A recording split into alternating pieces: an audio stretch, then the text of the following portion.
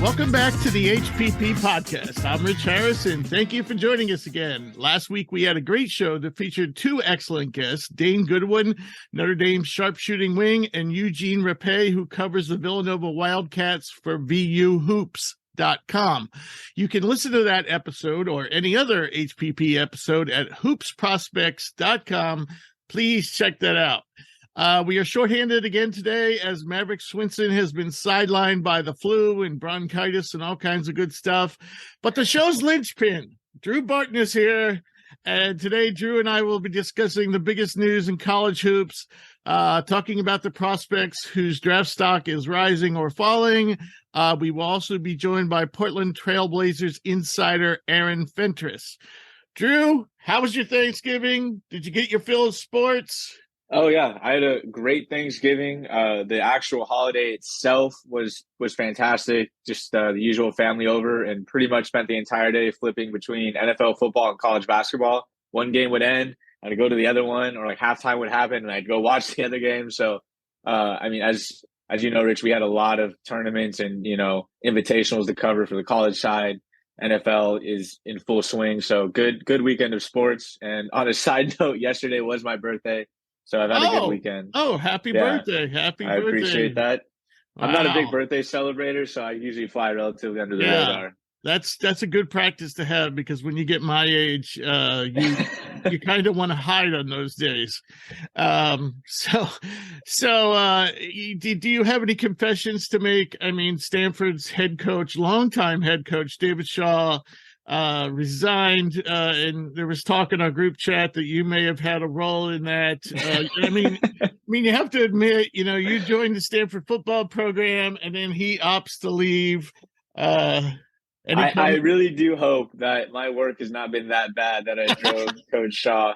But all joking aside, he's been there for 12 years. He's had a hell of a run. I mean, his resume is, especially the first 8-9 seasons he had, is pretty impeccable. So I really think it was just one of those things where, you do something for so long at such a high level, and you kind of get to the point where you're like, man, I really like to maybe spend some time with my family, and I'd maybe like to have a winter break where I'm not on the road recruiting. And so Coach Shaw is a hell of a football mind, hell of a person, and it wouldn't surprise me if he pops back up in a year, maybe after a season of just some time off, whether that's coaching again, maybe doing commentary, because just a great dude. And, even though I was only there for one season, you could just kind of tell that away from the football side, Coach Shaw is just a hell of a guy. So I really wish him all the best, because, I mean, you can't really argue with the results when you look at his career as a whole. I know the last year or two haven't been great, but that's sports, man. Everything's cyclical, and the start of his run for about an 8-9 year period was pretty damn impressive. Yeah, very much so. I mean, I think he had, in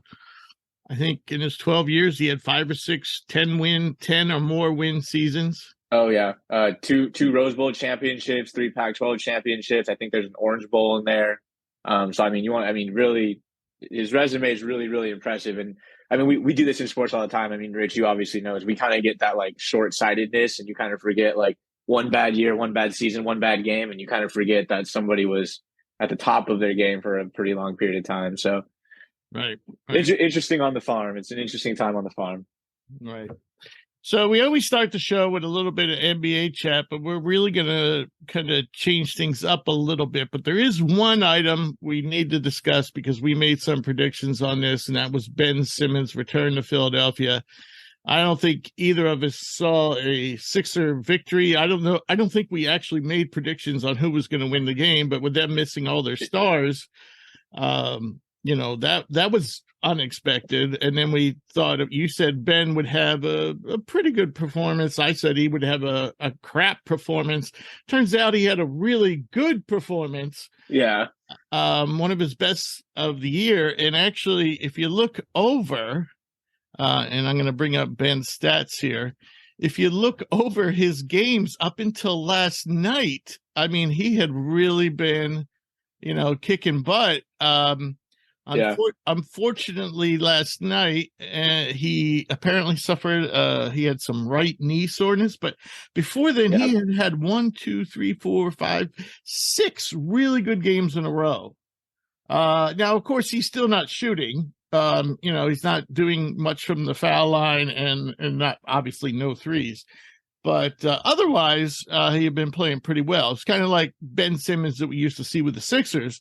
Yeah. But yeah, and the injury thing, we don't have time to talk about it today, but we have to get into this. I mean, the NBA is getting absurd with these injuries. Yeah, I mean, my issue is, I think, you hear it. This is mostly a football saying, but a lot of football players will tell you, after week one, everybody's playing hurt, and I think that kind of carries over in all sports. Maybe it's maybe not as a quick turnaround, but like in basketball, at some point in the season, everyone's playing sore, banged up, tired.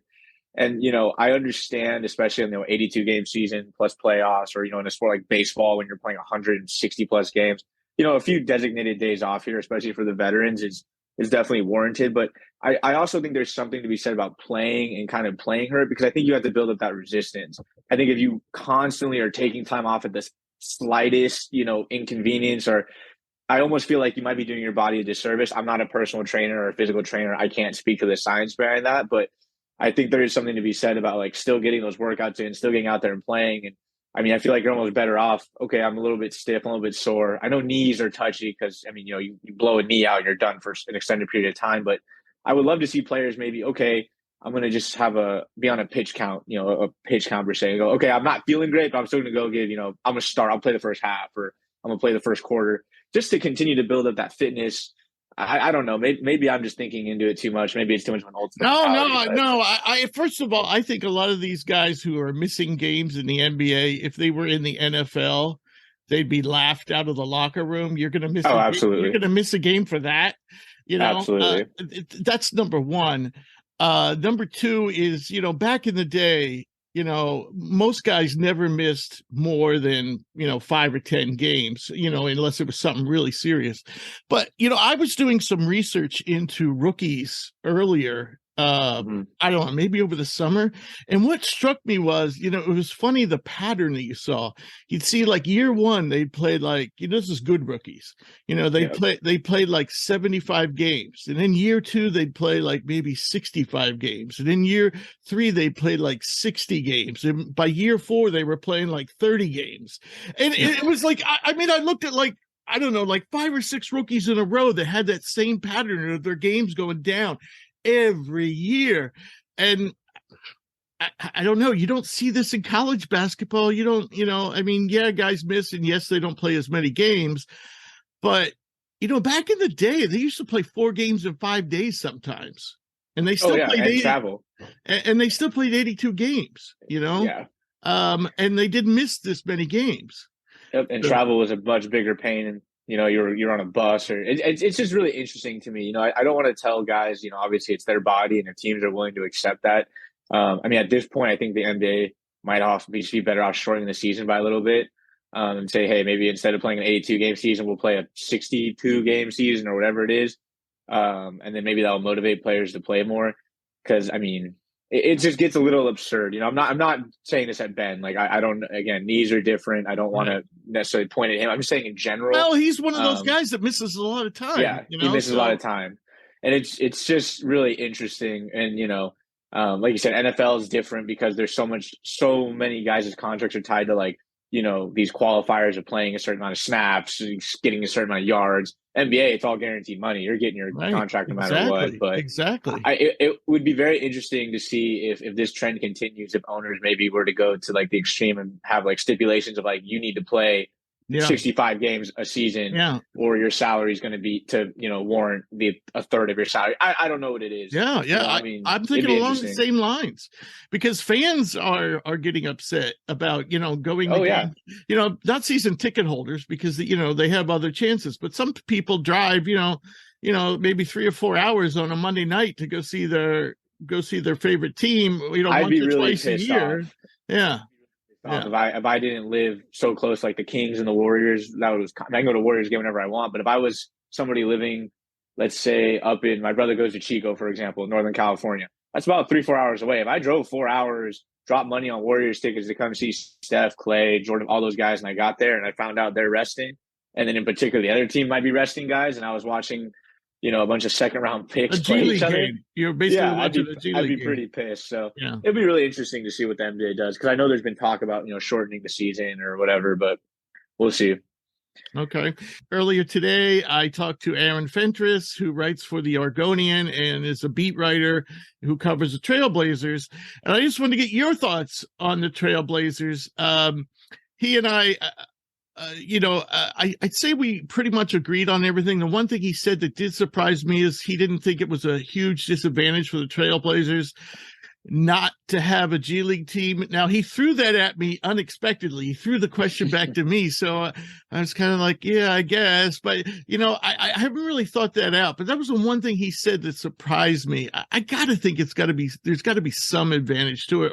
Or 28 of 30 teams wouldn't be doing it. It'd be more like a 50-50 thing, Right. I think there is. I think there is an advantage, because I think there's something to be said about in-house, culture development. I know years in the past, players were able to play like in the D League and the early inceptions. Guys were a little bit more fluid in terms of who they were playing for, if I remember correctly. It wasn't as like, you're a Golden State Warriors, so you play for the Santa Cruz Warriors. You're a Sacramento Kings, you play for the Stockton Kings. I personally think there is an advantage, and it might not be so much the basketball side of it, because there might be some truth to, hey, as long as you're playing, you're playing. It doesn't matter what jersey you have on, you're still getting those reps. But I think it's cultural. I think it's coaching. I mean, you would think, maybe I'm wrong, but the Warriors at the G League level have instilled the same core tenets and philosophies, whether that's offensively, defensively, as that at the NBA level, at the G League level. And like, when a guy like Wiseman goes down to that level, or incoming rookies or whoever it may be, they're still receiving the same kind of reps and culture building. Like, you know what I mean? Like, you're playing within that system. No, definitely. That's a great point. I think that, and I have no affiliation with the G League. I've never worked for a G League team, so I can't speak to that. Maybe they do things their own way, but I would just imagine that, you kind of think about it like, you have your guy, Steve Kerr, or, Bob Myers, who's the president of basketball operations, and they're overseeing it. And they're like, hey, I want my young guys learning how to play this kind, Warriors basketball while they're in the G League. So when they do get called up, I'm not trying to teach them whole new schemes. I mean, that would be my philosophy. I mean, when I played high school basketball, the freshman team learned how to run the base sets the varsity was running. And every year they got a little bit more advanced. And by varsity year, when the head coach was telling you, hey, we're running hit and go, you knew, I know what hit and go is. Now, maybe there was an extra twist, an added screen, a different type of shot we were getting out of it, but it was just kind of ingrained in you. I would hope and would think that NBA is doing the same thing. So it might not be a massive advantage, but I think I would want a G League team. Yeah, that's what I'm saying. 28 out of 30 teams have to be doing it for a reason. So exactly. The one thing I should make this point, that the Trailblazers started off 9-3, and now they're 11-9. And of course, Damian Lillard has missed, I believe, like 7 games. So they've really been, So his Aaron's point. He thought that the Trailblazers are going to make the playoffs as long as Dame plays the majority of the season. And right now they're the 6th seed, and he said, he thought that they could maintain that with Lillard. What do you think?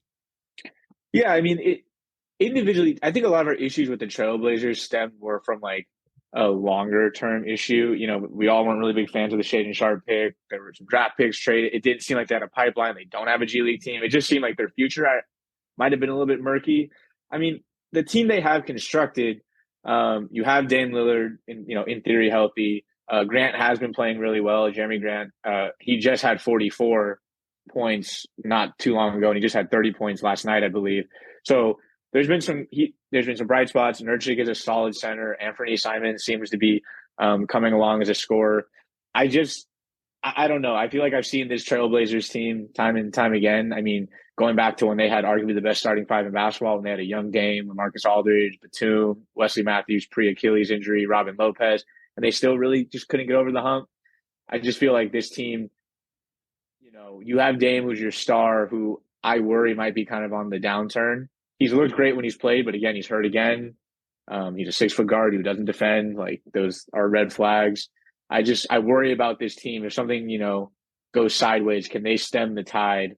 Is Jeremy Grant really ready to be the second best player on a deep playoff run? I don't know. Anthony Simons, is he ready to do more than just score? I just think there's a lot of question marks. I think the individual talent's good. I think they're a playoff team. When we look at the West, I just think there's a lot of questions. There's some teams that are just flat out not good, teams that have underperformed like the Warriors and the Clippers. So I think they're a playoff team. I'm comfortable saying that just on the talent, but I don't know if I see a playoff run. I could see them maybe eking out like a first round series because there's been a lot of teams that have underperformed, but I think this team's ceiling would be like the second round, in my opinion. Yeah. And I think they'll be lucky to get there. Yeah. I just think they look better because how bad the Clippers haven't had Kawhi. The Warriors are now just finally, they've strung a few wins together. They're starting to look good. Well, Lakers have looked terrible for the most part. Lakers have been terrible. Dallas has been awful the last like 10. I think they're like 2-9. They've lost like 4 in a row, I believe. Yeah, they're like, but we kind of personally, I think we talked about it. I know Mav's a big Mavs guy, right. But it's their style of basketball is not sustainable, and we saw it with the James Harden Rockets. Right, and Portland kind of falls into that category. Yeah, they have more talent. Like I said, the sheer talent will be good enough just because the West has been kind of sloppy, but. I mean, at the end of the day, you win in the playoffs with experience and stars, and Portland's one star. Health is now a legitimate question.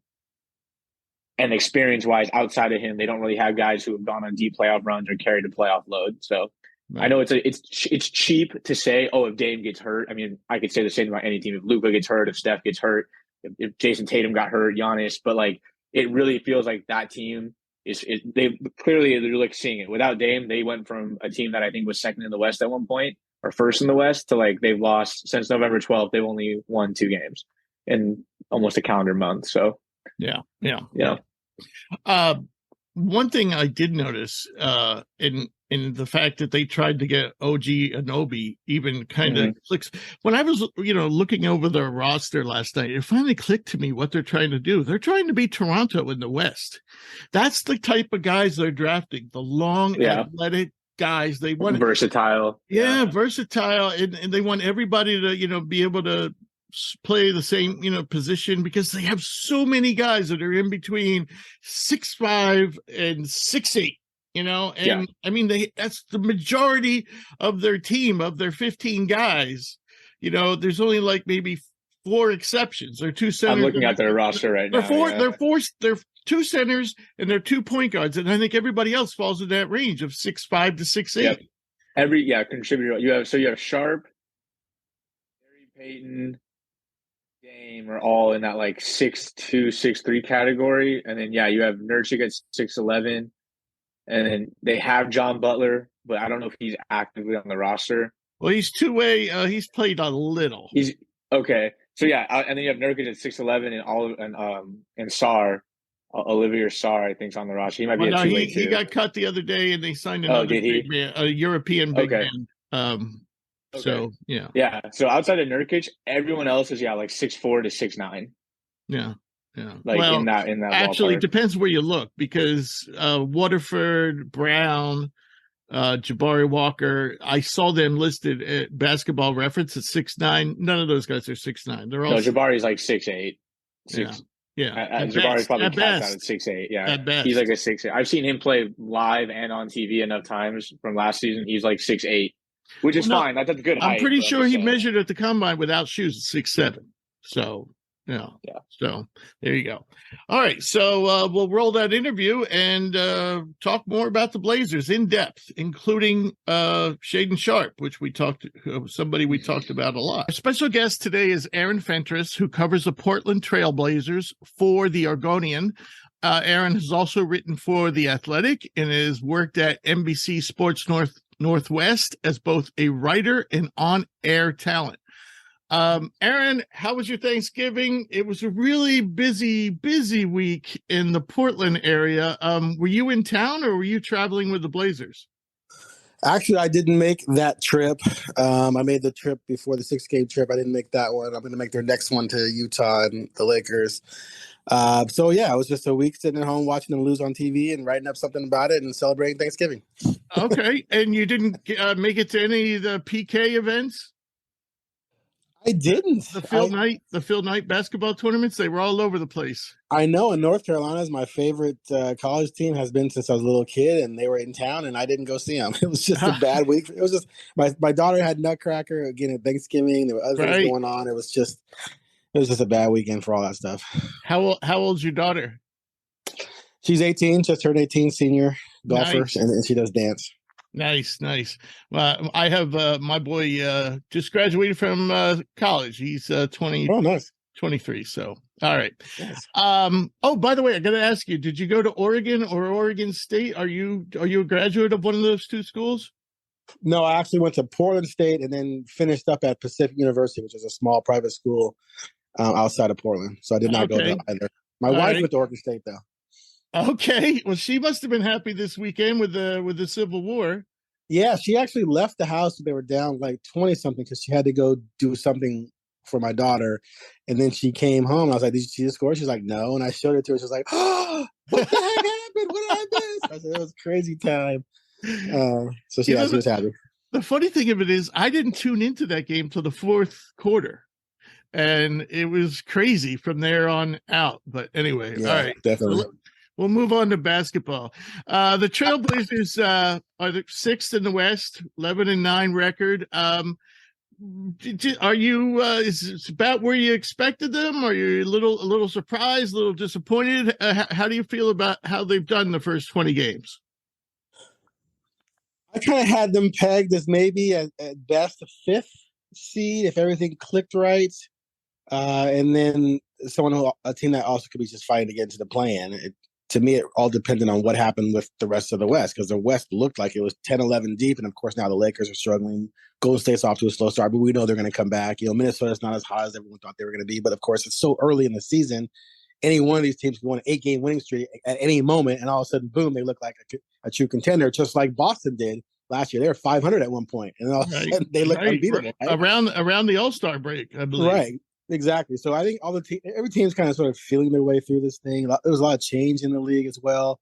And then injuries, of course, kick in and derail things like with the Blazers. So I think if you had told me 12-8 after 20 games, I'd have been like, that's good, and probably a little bit ahead of where I thought they would be.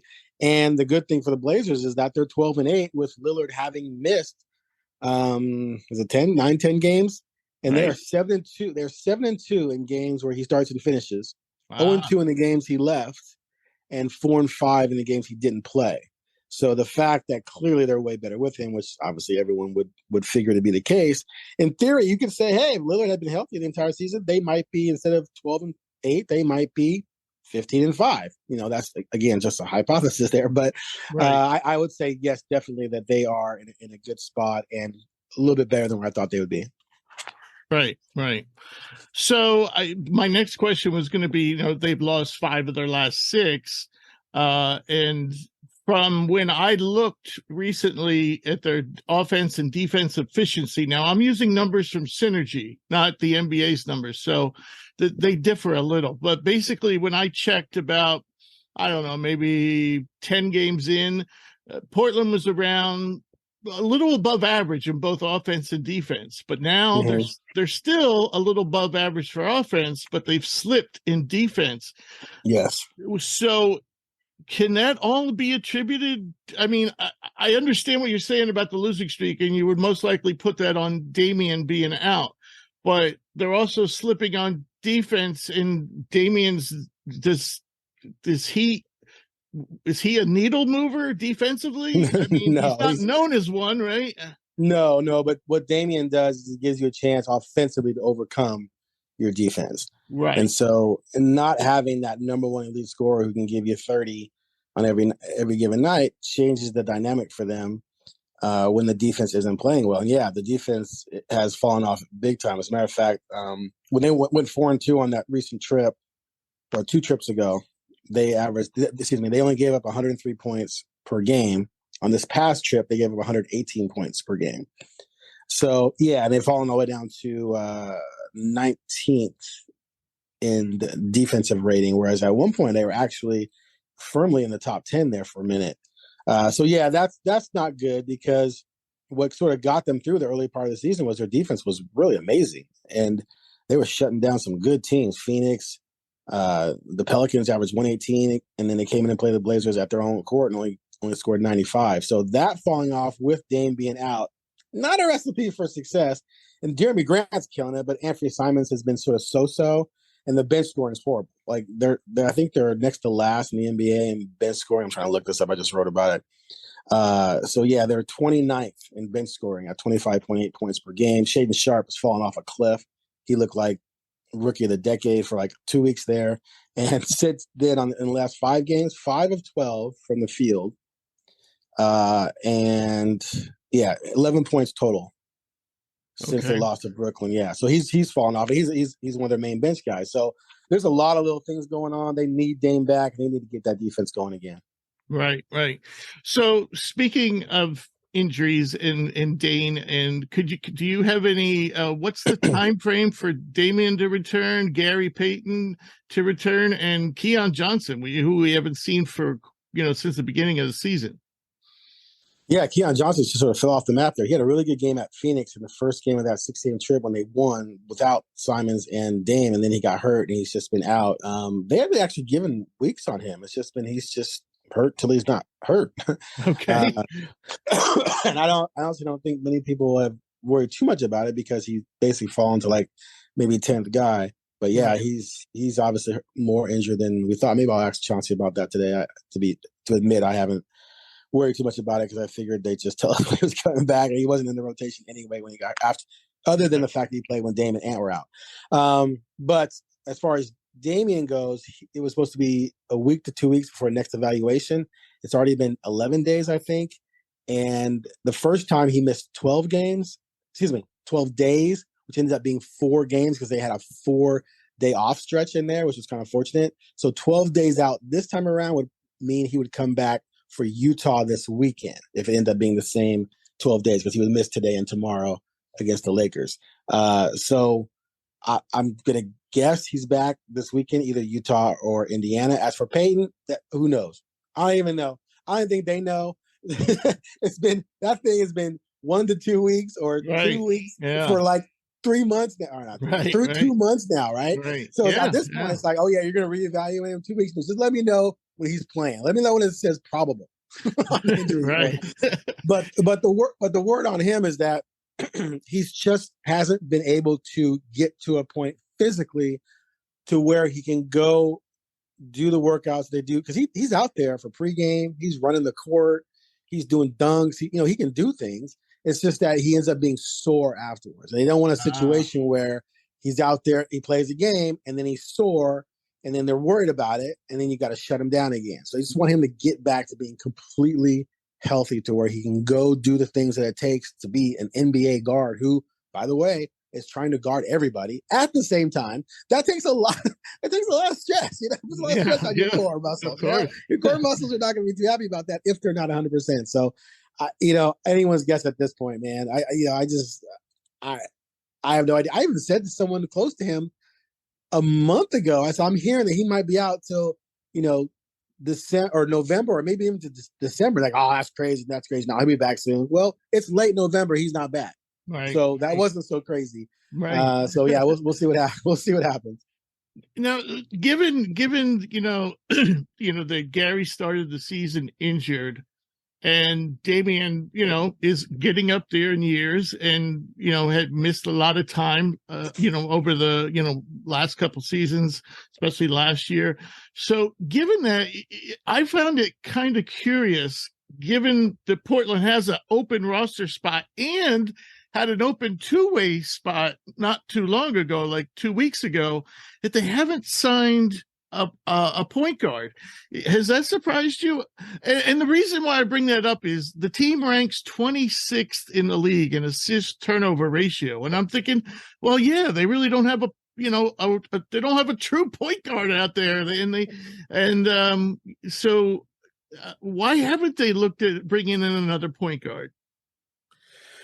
Well, there was this time, when both Dame and Ant were out, they ended up starting Winslow at point guard. They like him as a point forward type who can run offense. Yeah, he did that at Miami. Yeah. Right. And then Hart can also handle the point at times. So I think they felt comfortable enough with those two to where they didn't have to go out and sign another point guard.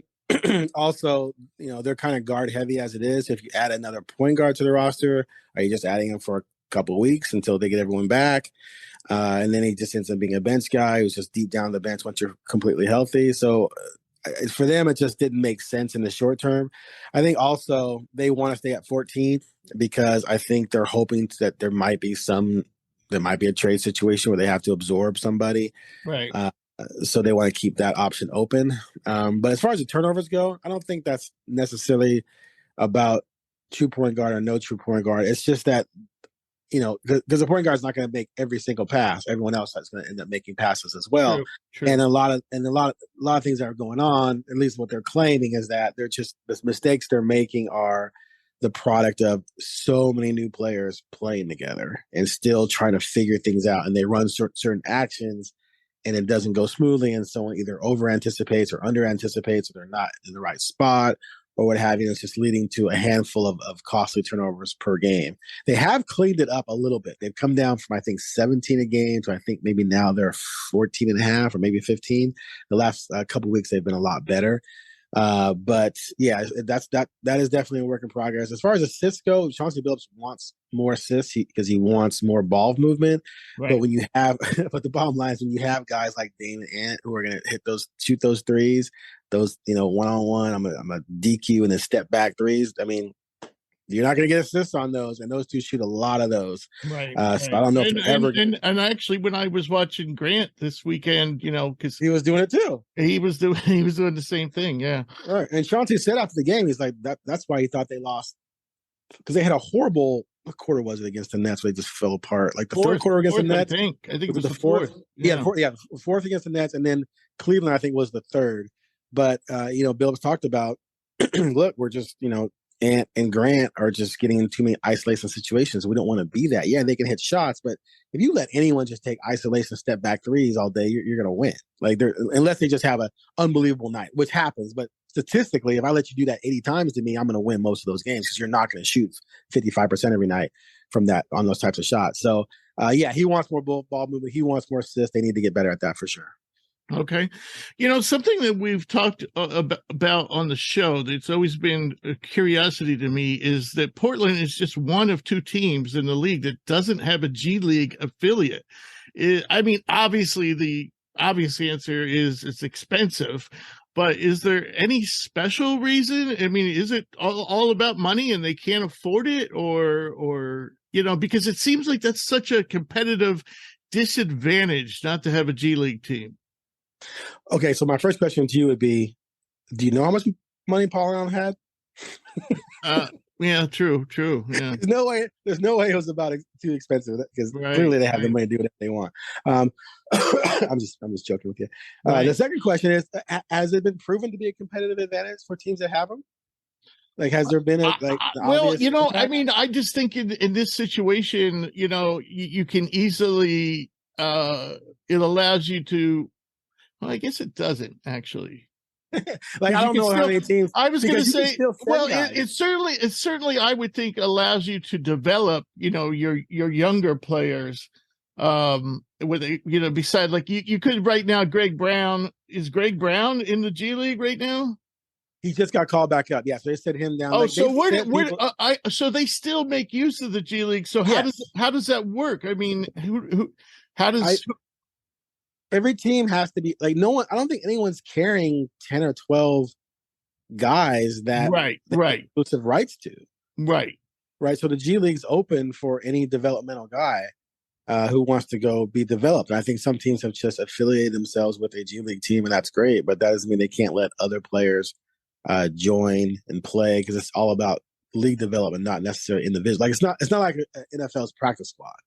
Right. It's not like that. Well, those are your guys. You drafted, you signed them as free agents. The G League's different. And I just don't think Blazers ever felt like, that they need 10 more guys that they're developing, because are you really developing? The NBA is so difficult to crack, and there's so many really good players out there who just can't get into the NBA because it's the NBA. So do you really need 10 more guys running around who you can look at and say these guys are never going to be in our rotation, when you might only have one or two guys that really need some extra playing time? And so do you need an entire team for that? So I don't know. I think in their minds, they just haven't felt it was necessary to carry an entire team. Yeah, I can understand that. Last year's G League MVP was on the Sixers training camp roster. I can't remember his name, kid out of New Mexico State. His name's escaping me. And the Sixers really could use more of a bench, but they ended up cutting him. So, I mean, that just shows you the guy who was best in the G League last year, couldn't make a team that actually could use an extra body. Exactly. 100%. Right. Okay. So, we talked about Jeremy Grant a little bit. I wanted to ask you, do you think, especially he's been red hot lately. Do you think he's an all-star this year? I just wrote about this recently, actually. If he continues playing the way he's playing and the Blazers are firmly in the playoffs, then I would imagine that come selection time, after the voting's done, that they'll select Grant into the pool, because it's still you vote top 5, right? And right. Make sure that didn't change because of the whole drafting thing. As far as I know. Yeah, right. So usually when a team is high up in the standings, they're gonna have a second all-star, and so I figure sort of like with Wiggins. Wiggins went years, he had better stats in several years before last year. But last year, the Warriors were doing well, and he was playing great defensively, so he got it on the All-Star team with 17 points per game, right? Mm-hmm. However, right, so it was another thing I pointed out in my article was that, so Jonte Murray and Donovan Mitchell are no longer in the West, so that's 2 spots open in theory. Mm-hmm. But Paul George, Anthony Davis, and Lillard were all injured last year. And those guys, if they're healthy, we know they're going to be on the All-Star team. And then you have other up-and-comers like Lauri Markkanen, who, as a Bulls fan, is totally night in and night out stressing me out, because that guy could not figure out in Chicago, and now he looks amazing 2 teams later in Utah. But there's him. There's Zion's healthy. He's playing well. Shea Gilgeous. Wait.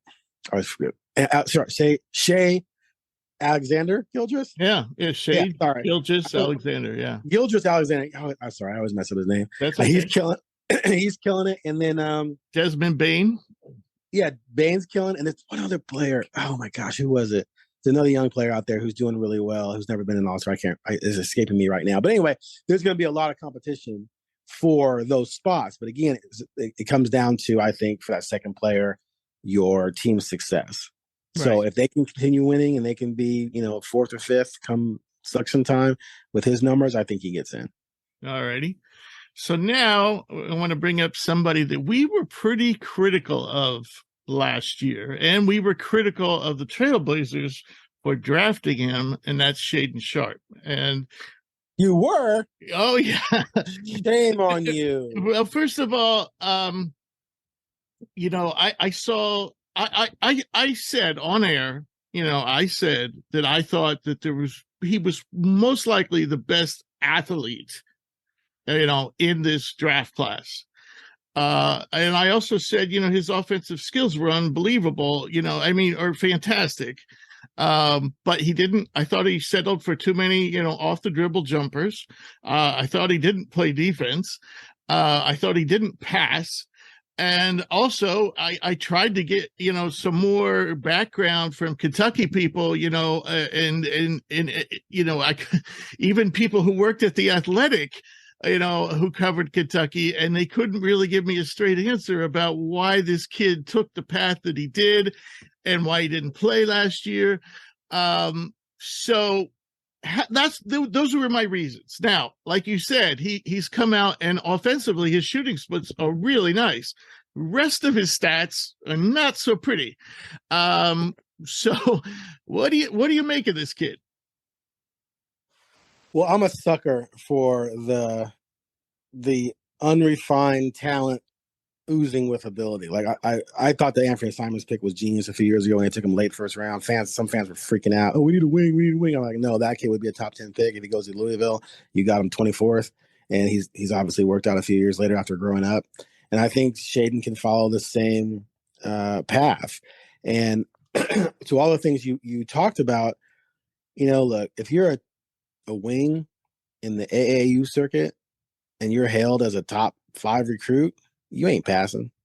Who you passing to? But he's not passing. But he's not passing in the NBA either. Well, hold on. You're just not passing. Like that's just not what you're gonna do. So unless you are a point guard. So that never bothered me. The defensive thing, again, does anyone play that great a defense at that age and that circuit when they're that hype? No, I don't.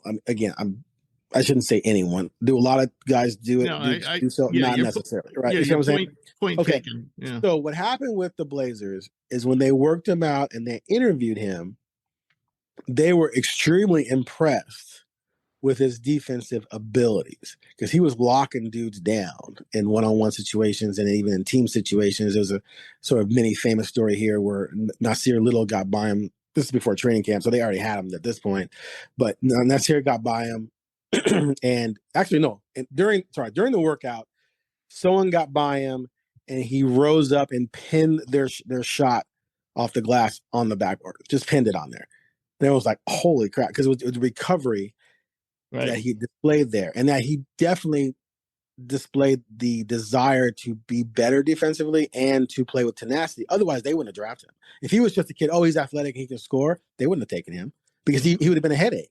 He'd have come in thinking, I just want to score, I don't have to play defense. And Chauncey would have been like, not on my team. So they took him because they believed he can be a plus defender. Everything else like you're talking about with the other statistics and does he pass now and stuff, he's so deer in the headlights. And I love bringing this up to people. Does anyone remember Kobe Bryant, his first year?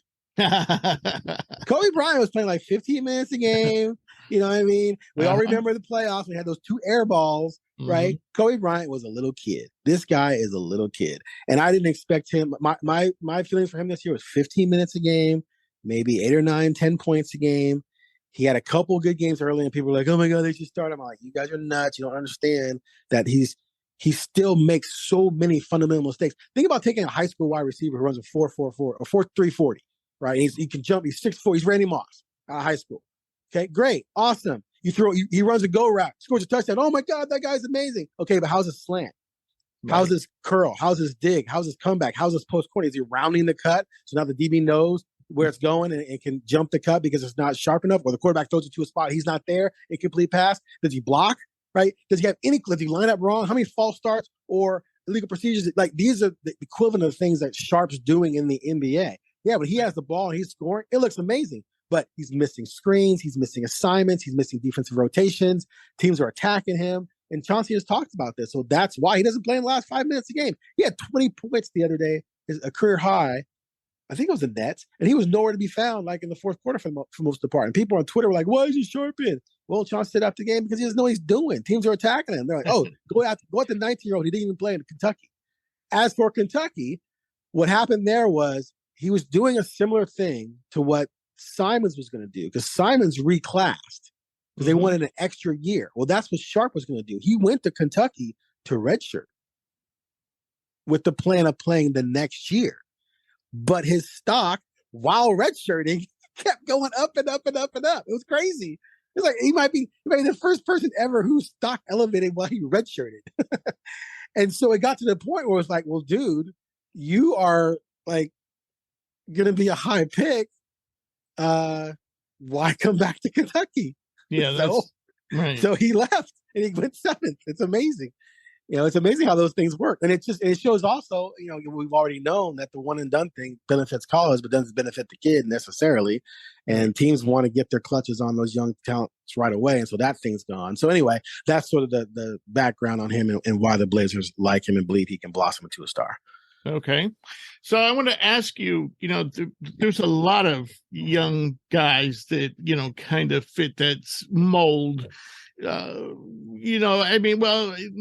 necessarily his mold, but there's a lot of promising players, right, of course, on the team. So I was wondering, out of Nasir Little, Keon Johnson, Greg Brown, Jabari Walker, Trendon Waterford, and John Butler on a 2-way, is there any one of those guys that kind of you watch and you're like, man, one day I really think he's going to be a really good pro?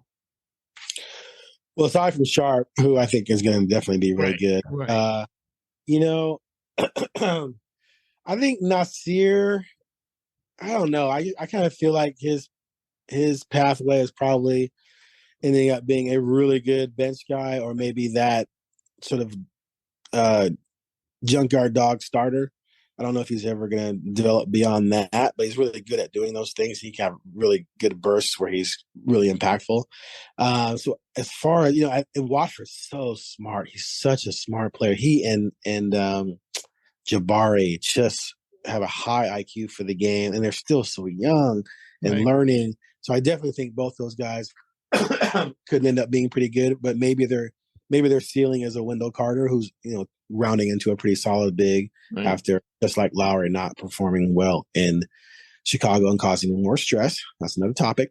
So the guy who really I'm kind of enamored with, though, is Keon, because he is as athletic as Shaedon. And he plays defense. He gets after it. He works hard at that end, because, again, if you don't play for Chauncey Billups. But his problem is offensively, he's just not nearly as gifted as Shaedon, but he's getting better. Right? He's getting better, but I just don't think he's ever going to have dominant offensive skills. But I definitely think he's someone who's going to play for a long time. So of the group, I think the only one who has star potential is Shaedon. Okay. All right. They're going to ask you a last question. By the way, it's interesting. You are a former football writer. I'm a former football writer. So it's kind of funny we use the football analogy in the show. I know. I do that all the time.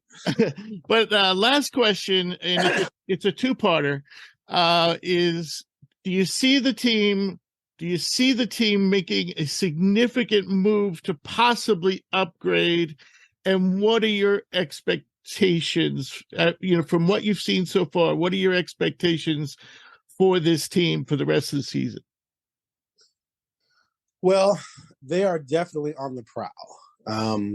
They know this isn't a championship product. They know that their goal is to make moves around Dame to try and make at least a decent run at a title during the last few years of his prime. And so they are definitely on the lookout for anything that might pop loose. They went after OG Anunoby in the offseason. That fell through because Toronto wanted more than just the 7th pick and whatever salary matching was thrown in there. And Portland didn't want to do that. I don't think they would do that deal now, Portland. I think they love Shaedon enough to where if they were going to make a trade, he would have to be the centerpiece of the package for someone major like a Kevin Durant. So they know that they need to get another piece around Dame. They tried to get OG for the draft pick. They ended up being Sharpe, but Toronto wanted more than they were willing to give up. Now Sharpe has kind of blossomed into something where now teams can say, "Oh, I don't have to look at his AAU film. I got him on the NBA film, and wow, he looks extremely talented." But do the Blazers even want to move him now? Because if you're in Portland, you're like, well, we could have Anthony Simons and Shaedon Sharpe take over this team after Dame moves on and look pretty good in our backcourt. But I think the goal is to win a championship, and you're going to have a better chance of winning a championship with Dame and another star than you are probably with Ant and Sharpe moving forward, because they're still going to need another star with them. So I do think that they would be open to making a deal. I think they're waiting right now to see what teams fall off and what teams are going to be sellers, because this draft class is going to be so good. Anywhere in the lottery, you're going to get a really good young player. So I think they're going to try and do to someone what teams did to them last year. When Portland decided to tank, they had a sale. They had a garage sale, and it was 60 cents on the dollar for CJ, Norman Powell, Robert Covington, come and get it. The way they flipped CJ, I thought was genius at the time. A lot of fans and media here were freaking out. I was like, you guys are drunk. They got a guy that they like better for what he brings to the table than CJ. CJ's a way better offensive player than Josh Hart, but Josh Hart is better at everything else. And they needed more of everything else because they were already small guards scoring heavy with the emergence of Simons, etc. So basically what they did is they traded CJ for a draft exception, a rotational player in Hart, and a pick they hoped would be a lottery pick, but it wasn't. Ended up being the Bucks pick in 2025. And then they turned that into Grant. Genius. So what they're hoping right now, though, is that they can be the team that can go to the 60% off sale, right? Right. Someone else is trying to dump salary, and they'll take some picks and they'll take some parts. They're going to lose the trade in theory, but when you're rebuilding and trying to get rid of salary, a lot of people don't take that into account. It was like, I can't believe they traded so-and-so for so-and-so. It's like, well, dude, so-and-so is making $40 million a year for the next 4 years, and he's not worth that. So it's a net positive when you shed that contract. The Blazers will be looking for someone like that, who's, if they're good enough, is going to help elevate this team with Dame and eat whatever contract they have left, because it gives them a small window to win a championship. So that's what I think they're going to be doing. Who's going to be that team? Who's going to be that player? I have no idea. Like, I really don't. For me, I'm looking at the Lakers. Like, if you're the Lakers, are you going to, like, LeBron can't be traded because the way they structure his contract, I guess. But Anthony Davis, is he going to be available? Would you be able to put together a package for him? Well, but the only problem with the Lakers is they don't own their picks, so it doesn't make sense for them to tank. You see, I mean, right? No, I know, but they would be doing it just to get Sharpe. Right. Right. Sharpe and parts. If they're saying because Sharpe is like, because getting Sharpe would be like getting a pick. Right. Right. Yes. Yes. Sharpe goes to Kentucky. Sharpe goes to Kentucky. He's a top 3 pick. Right. Anyway, so and I'm just throwing that out there. I'm not saying Anthony Davis is going to be traded at all, let alone to Portland. I'm just saying that's the type of thing that you're sort of looking at. And I'm looking at Paul George. Actually they're playing well 12-9, but if Kawhi is never going to be Kawhi again, you're never going to have an even remote chance of contending necessarily. Do they look to move a Paul George? Again, speculations, just throwing things out there. So, those are the types of things I think they'll be looking to try and do. Are they going to materialize? I don't know. I think Durant would be perfect. I still think Durant was ridiculous for not listing Portland on his list. It was so cliche of Durant to say, oh, yeah, I want to be traded to Miami, who was in the East Finals, to Boston, who was in the Finals, or to Phoenix, who had the best record in the league. Oh, okay, Kevin, that's so par on the course. So par for you. Par for the course for you, Kevin. It's embarrassing. But anyway, he would be a perfect fit. You bring him here with Dame, they're going to contend, no doubt. So I think they're going to be on the lookout for something. I don't know if anything's going to materialize, but with the young assets they have, with the friendly contracts they have, like Hart's, Winslow's, Nasir Little's contracts, those contracts are not very daunting at all if you're throwing them in along with a Sharpe to get a star. So they'll be out there looking, but I just don't know if anything's going to materialize or not. All right. And so you expect them to make the playoffs then, right? You think even if they stay pat, you think they're in you think they're in? If Damian's healthy, yeah. My big question marks were fix the defense. The defense is definitely better. They've slid lately, but the defense is better. Dame's got to be healthy, right? Grant has to be the fit I think everyone thought he was going to be, and he is, and then some. Those, Nurk's got to be just at least solid Nurk, and he's up and down, but he's solid. And then Simons has to show that he can, pick up the slack left from CJ, which I think he has for the most part. Right. The big thing right now is Dame. If Dame is MVP caliber Dame, like I said, they're 7-2 when he starts and finishes games. Yes. That's not accident. That's because he's a superstar. So if he's out there with these guys, with a group of guys who are playing defense, with the versatility, with the best wing/forward he's ever had in Grant, because he can play the 3 as well, or I should say small forward, power forward combination that he brings you, then yeah, I absolutely believe that there'll be a top 6 seed. Yes. Okay. But if he's missing, right now he's already missed half the season. If he misses 40 games, no, they're not going to make the playoffs. Right. Okay. All righty. Well, Aaron, I want to thank you so much. It was great talking to you. I hope you feel better, by the way. And for folks wanting to read Aaron's coverage on the Portland Trail Blazers, please go to the Oregonian. Is that OregonLive.com? Yeah, OregonLive.com. Yep. OregonLive.com to read Aaron's work on the Portland Trail Blazers. Thanks so much, Aaron. I really appreciate it. All right. Thanks for having me. All right. Well, that was great stuff from Aaron. And now we'll move on to our college notebook. Basically, we're just going to review the tournaments that we kind of previewed last week a little bit and talk about our observations because they involved a lot of big teams, a lot of pro prospects. But before we dive into that, I just kind of want to note how the major conferences are doing right now. Because conference play, believe it or not, folks, there will be some conference games coming up this week. And right now, the 2 conferences that are actually playing winning above 80% of the games right now are the Big 12 and the Big 10. That's probably not a surprise. And the SEC is right behind them at 79%. Some of the conferences that, the major conferences that aren't doing so well would be, the Pac-12. And you weren't there for those discussions, but Mav and I discussed the poor start that the Pac-12 has gotten off to, and it's continued, really. And they're only winning 59% of their games, all their games. And I'm sure Arizona's carrying that load right now. Yeah, and unfortunately, though, that's going to kill their strength of schedule down the road. Oh, yeah. Yeah. I mean, good news is they rolled for the. We'll get into that, but they've been rolling. Yeah, so. Right. And then the Atlantic 10 isn't doing great. They're only winning 60% of their games. West Coast Conference is winning 65%, ACC 67, and the Big East 68. So there's some of the teams. Big East is kind of like in the middle, but just wanted to throw those numbers out there because we will be referring to those numbers a lot when it comes to March Madness. Yeah. So first tournament we'll talk about, which was the one that started first, which was the Maui. What would you like to talk about Maui? I thought it was a tremendous tournament. Maui is always so great. I think they should play all these tournaments in small gyms.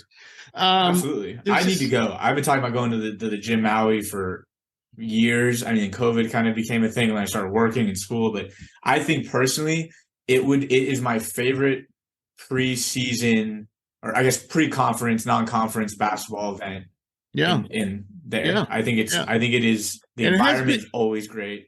And it always has been for years, you know. I mean, always good teams. Yeah. Always good teams. Yeah. Yeah. And the action always seems to be great too. Yeah. So what are your observations from Maui, which was one, by the way, I predicted Arizona over Creighton, or no, I think I went with Texas Tech, I believe. You went with Texas Tech. And you had Creighton beating Arizona. Yeah. So we both had Arizona in there. You got both teams in, but you didn't get the winner. I only have one team, but I got the winner. So pretty good job, I think. I mean, first and foremost, the Arizona Wildcats haven't skipped a beat. Their offense looks awesome. Again, I mean, looking at their roster, and I know it's early, but I mean, they are playing really great offensive basketball. You look at their stats as a team, I think they have 5 guys all in double digits, if I'm not mistaken, currently. I know, obviously, Tabelis, Balo, Pele Larson, Kirk Kriisa have been there, but you know who kind of surprised me, and I kind of forgot that he was even on the team, was Courtney Ramey. Right, because he was suspended for the first few games. Yep, it's only been 3 games, but he's played, but he's been balling. He's at 16 points, 5 boards, 3 assists, 55% from the field. I forgot he was on the team until the Creighton game, and he didn't play super well, at least offensively, scoring wise, but he had 2 steals and 5 assists, and I was just like, I didn't even remember you were on the team. So Arizona looks legit this year. They're loaded up, and I think Creighton too. I think Creighton silenced, in my opinion, has silenced some doubters. I would hope so. I mean, I know they didn't win, but you look at their schedule, and they played 3 ranked teams in a row, came with 2 wins, and were very close to winning. It wasn't like Arizona blew them out. I mean, it was down. It was a 2-point game. It was a fantastic game, yeah. Yeah, so I think Creighton hopefully has kind of silenced some of the preseason doubters. I know you and I, Rich, were pretty high on their upside, their ceiling being a Final Four team, and I think it's still early to say that, they're a lock, but I would say at this point in the season, I don't think we sound crazy. And they have Texas next. So that'll be 4 ranked opponents in a row for them. And if they beat Texas, they're going to silence, I think, a lot of doubters. And we'll get to Nembhard later, but I don't know. Something about the Nembhard brothers. I love them.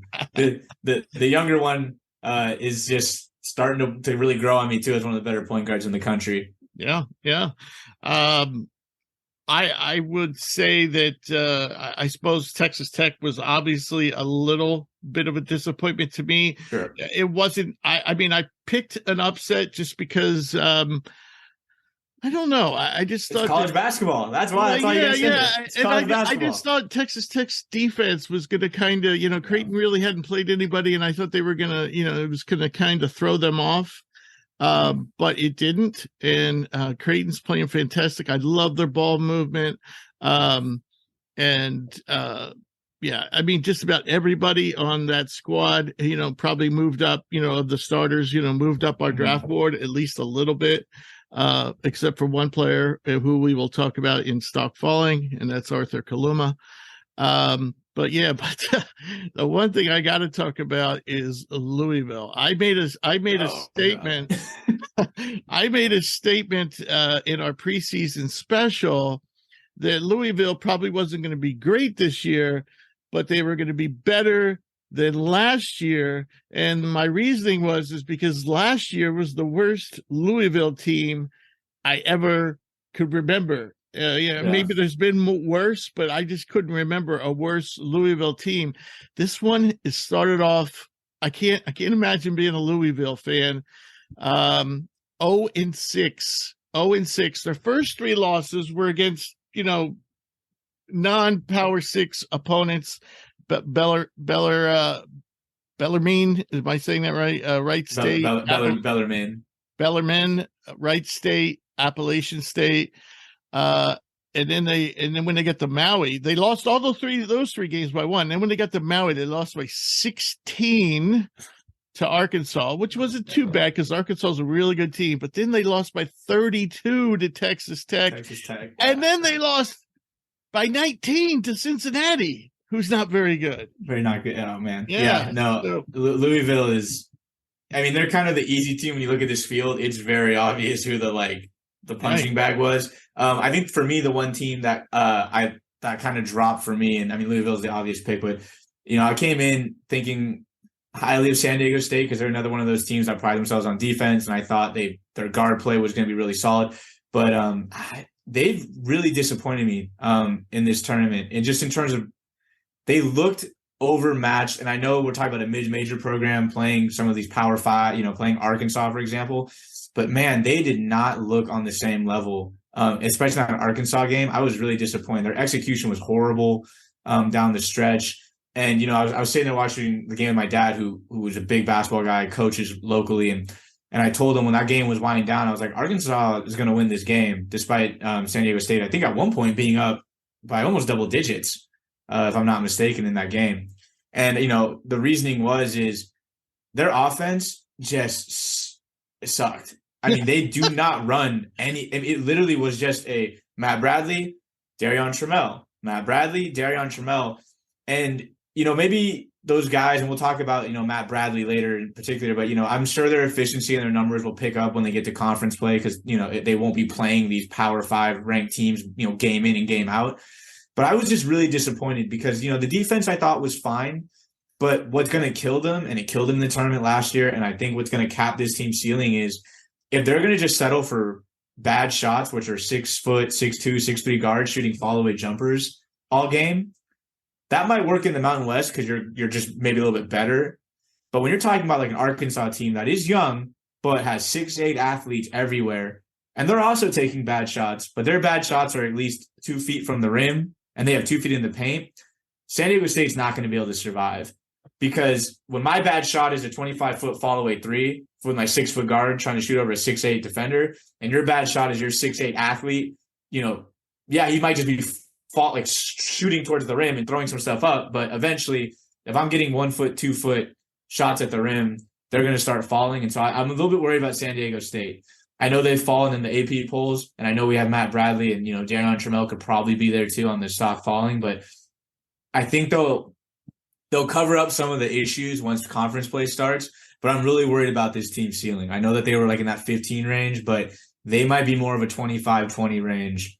From here on out. I'm worried about them, especially when you saw how good Arizona and Creighton looked. I know Arkansas had some ups and downs, but you can just tell that when that young team gets rolling, midway through their conference, they're going to be a problem. Ohio State looks solid. San Diego State just didn't look like, out of all the ranked teams in that tournament, and there were quite a few, they did not look like they belonged compared to some of the other powerhouses. Right. By the way, speaking of Arkansas, Nick Smith made his debut yesterday. I didn't see that game. Yeah, so he played very little. Yeah. Just got a little action, but Nick Smith, we're going to start to see him regularly, and so that's good news for Arkansas. He didn't play at Maui. So now we move on to the Empire Classic. We got this one perfect. It was only a 14 field, so this was much easier, and that was St. John's, we said, would defeat Syracuse, which happened, though. Syracuse held the lead for majority of that game. From what I'm looking at right here. Yeah, Andre Cabello, I thought played very, very well for St. John's. I thought he was the most impressive player on the court. And here's what I'm going to say. The thing that stands out to me about that, and I've never been a Boeheim fan. I think, he as far as I'm concerned, his time is over. Take your 1950s offense and defense and please retire. But listen to the start Syracuse has gotten off of, and it's not a bad team. It's got some talent on that team. Definitely. They beat Lehigh, lost to Colgate, beat Northeastern, beat Richmond only by 3, lost to St. John's, and then followed that up with a loss to Bryant.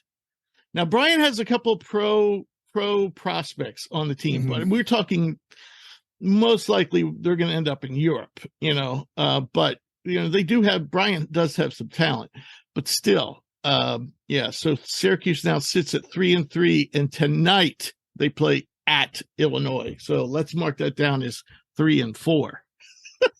So next up is the battle for Atlantis, which came down to a matchup for the championship, Tennessee and Kansas, which we both predicted, I believe. Did we not? Yes. No, you went with Tennessee Dayton, did you not? Yes, I had Tennessee Dayton. I had Tennessee winning. So I got half of that right. The other half horribly wrong. And did I have Kansas, or I may have had Tennessee Dayton as well? I don't remember. I have to go back. I think we both had Tennessee, but I'm not sure. I know I definitely picked Tennessee to win it. I'm just wondering if I had Dayton there, or I know we talked about Dayton meeting Kansas again, but that didn't happen because Dayton lost to Wisconsin, and Kansas almost lost to Wisconsin. Yep. So what are your thoughts about this? I mean, to me, that Tennessee-Kansas game was as ugly as hell, but I think Kansas is exactly what we've been saying all along. They're really dependent on Jalen Wilson, and Grady Dick, to me, is, he's not the type of guy that could take over a game, at least not right now. It's all the offense for him is derived, mostly spot up. I mean, he can maybe create off the spot up, do a pump fake and drive and stuff like that. But he's really kind of a complimentary player right now. And he didn't play very well, in the tournament, I didn't think. And Tennessee, that game was a slugfest. There was so many turnovers. It was incredible. But I believe Tennessee had 17 turnovers at halftime, and they were still winning by 8. That's how bad Kansas was playing. Now, Kansas was somewhat banged up. I will say that. But none of their key players, they just don't have a post presence. And they don't have another, their point guard fouled out of that game, and he's not really an offensive threat. The good thing for Tennessee is, Vescovi really played well. That was the best game of the season, in my opinion. Huh? I think I would say I have to go back maybe to the early games, but I think that was his best game of the season. Oh yeah, at least against quality competition. Yeah. I'd have to go back and look, but no, I'm pretty sure it was, and he had been in a pretty bad slump. Yeah, so he snapped out, and I think he had 5 threes in that game. And the other player that impressed me was freshman Julian Phillips. We have several of these guys, about 3 or 4 of these guys that are in the 6'8", 6'7", 6'8", 6'9" range that can kind of do it all. I think he's lagging right now behind a few of them, but still he's playing steady. And he still hasn't proven he can hit a 3 yet, but he was definitely a solid player for them and made major contributions.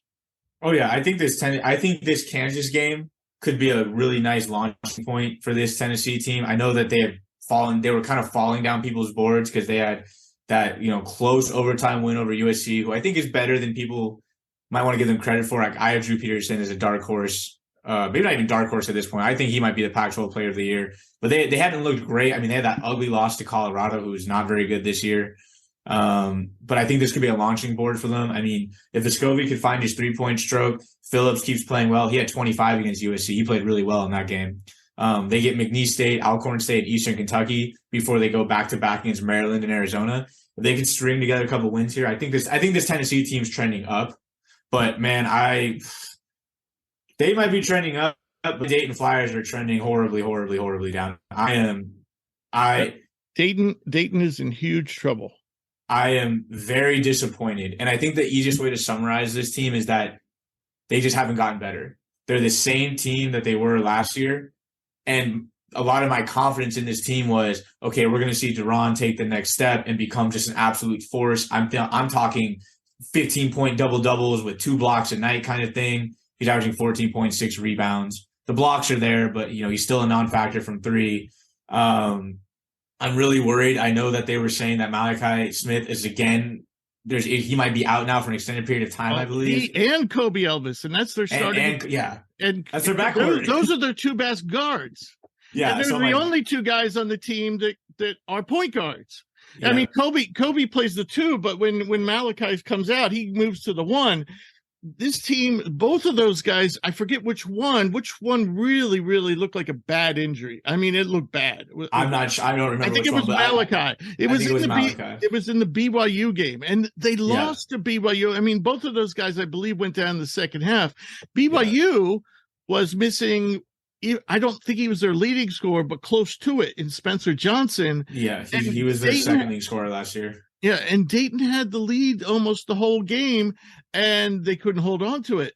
And and it's exactly what you're going to say. I suppose as long as we're talking about it, we have Duran Holmes as one of our players, and Duran was on the show over the summer as a player whose stock is falling. And I truly mean that he is, and it's exactly the reasons you said about the team.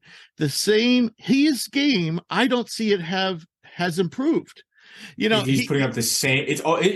He's putting up close to, and I'd have to go back and look, but I think this is almost the exact same stat line that he had last season. Which is great as a freshman, but you're a sophomore, and the expectation was for you to maybe start getting on NBA radars to start making that jump. I'm not saying to be a 3-point shooter, but hey, get to maybe 16, 17 a game. We had talked about it, Rich, when we interviewed him, the rebounding numbers. Rebounding. And you know what? He still doesn't – he doesn't really go for the rebounds. He doesn't have that dog. I know he's lackadaisical. That dog in him. He's lackadaisical. And if you look at his stat line, you're right. It's very within range, of everything. Nothing is really you don't really see a huge difference in any category. Yeah, I could forgive, maybe his scoring wasn't up, but if he was grabbing 10, 11 rebounds a game, I'd be like, okay, maybe the scoring will come, but he's a monster inside. He's not there. And I am a big Duran Holmes fan, so I'm not trying to slander the kid. I think he's a hell of a player, and there's plenty of time. And maybe without his 2 guards, he takes it upon himself. But another guy who is killing them right now is Toumani Camara. He's averaging less than 10 a game. He's like at 9 points a game. His rebounding's been good, but that's another guy where it's like his 3-point shot is at 6.7%. But he also makes he'll make an amazing play, and then he'll make the biggest boneheaded play. Yeah. He'll foul somebody like at half court. He'll have like 3 fouls or 4 fouls, and he'll foul somebody at half court. A guard bringing the ball up. But I worry about my Flyers. I want to stay on Duran, and we'll just we won't go into him in stock falling. The thing about Duran is not only is he not really shooting the ball any better from outside, but he hasn't developed the post game. Now I get that. Okay, you want to go to the NBA, but that team doesn't have a post presence. The Duran and Kamari can roll. Okay. Yeah. And they can get the putbacks when they're in the mood to rebound, but none of them really have post moves. So if they're not hitting threes, all right, that team is in trouble. And now they lost their 2 best guards. Yeah. You're seeing it. I mean, they have struggled. I mean, yes, they had a big 79, 75 point game, but that was in overtime. They scored 64 against NC State. They only scored 42 against Wisconsin. 60 against Robert Morris. Right. 50. Their offense has just not looked great. Outside of them destroying and BYU, trust Lindenwood. BYU's not going to be in the NCAA tournament. Not the WCC. They at best are the 4th best team in the WCC this year. Dayton has done nothing to improve its resume. So if they get excluded again, like they did last year, people are going to look back. You didn't win a game at Maui. You couldn't even beat BYU. I personally think if their tournament hopes are on insane life support right now. Yeah. They are going to have to obviously either win the A10 or they're going to need to put together some crazy 12, 13 game win streak at some point where they just start dominating and make a run in there in the A10, because this was their chance. And they haven't even, and the crazy thing is, you look, they haven't even played like a ranked opponent yet. And they themselves are ranked. Right. So I could be more forgiving if these losses were coming against a Kansas, a Tennessee. Well, they were ranked. They can't be ranked now. They're not going to be ranked anymore. But I'm just saying, like, I'd be more forgiving if, hey, they were in these tournaments and if they lost to Arkansas, lost to Arkansas. Right, even I'd be like, okay, like, those are tough opponents, and it's still a relatively young team outside of Kamara. But I'm like, you're losing to teams that, when I looked at their schedule, I thought at this point in the season, they're currently 3-4. I would have thought, if you asked me preseason at this point, they might be at worst 5-2. Yeah. And that would be them losing in maybe the championship game in one of these tournaments against like an Arkansas or a Tennessee or a Kansas. Right. I was very easily expecting this team to be 5-2, 6-1 right now. I think their tournament hopes are on extreme life support, and we're only 7 games into the season. The only team that I mean, none of the teams they faced that they lost to, Wisconsin, NC State, BYU, were predicted by anybody to be in the NCAA tournament this year. Okay. Yeah. Now, in retrospect, watching Wisconsin, watching NC State, they might be tournament teams. And so if they could have just won one of those games. Now, they weren't blown out in any of those games, but I'm worried. I'm worried without their best playmaker, without arguably their most dynamic shooter in Kobe Elvis, excuse me. I hope I didn't call him Ellis the whole time. It's Elvis. No, I think you called him, it's Elvis, but I think you called him Elvis, I'm pretty sure. Okay. And I'm wondering now, is Mongolia Mike going to be their point guard? He's probably their most dynamic on-ball player left, but I don't know if that means he's a playmaker. Right. He might be the most dynamic with the ball in his hands for his own offense. Well, he's not a horrible passer. Right. But is he good enough? And the problem is no one's expecting Duran or Kamara to be Drew Timme. But it's like, you don't have a one dribble hook shot. You don't have a shoulder fake mid-range follow-away jumper. Yeah. If you don't have those things, you can't really expect anyone else to play make for you unless they're throwing you a lob. And in college basketball, when you can pack the paint, and it's just I'm very worried off. I think defensively with Duran in the middle, and they'll have moments where they're able to hold some of maybe the A10 teams down offensive, but I'm just worried they're not going to be able to keep pace. And if this is a team that can only get to 50 points a game, 55 points a game, you're not going to win a lot of basketball. Yep. You're just not. Yep. All righty. So now we'll move on to the Phil Knight Invitational, which was stacked, just like Maui. And we had you and I picked Carolina to defeat UConn. I think you had Carolina defeating whom? Michigan State? Was Michigan State on the because Michigan State was on the other side of the bracket. So we both were wrong, but at least I got UConn in there. You got UConn. UConn did win though. And I'm going to tell you what, that team really, really impressed me. I knew of the players.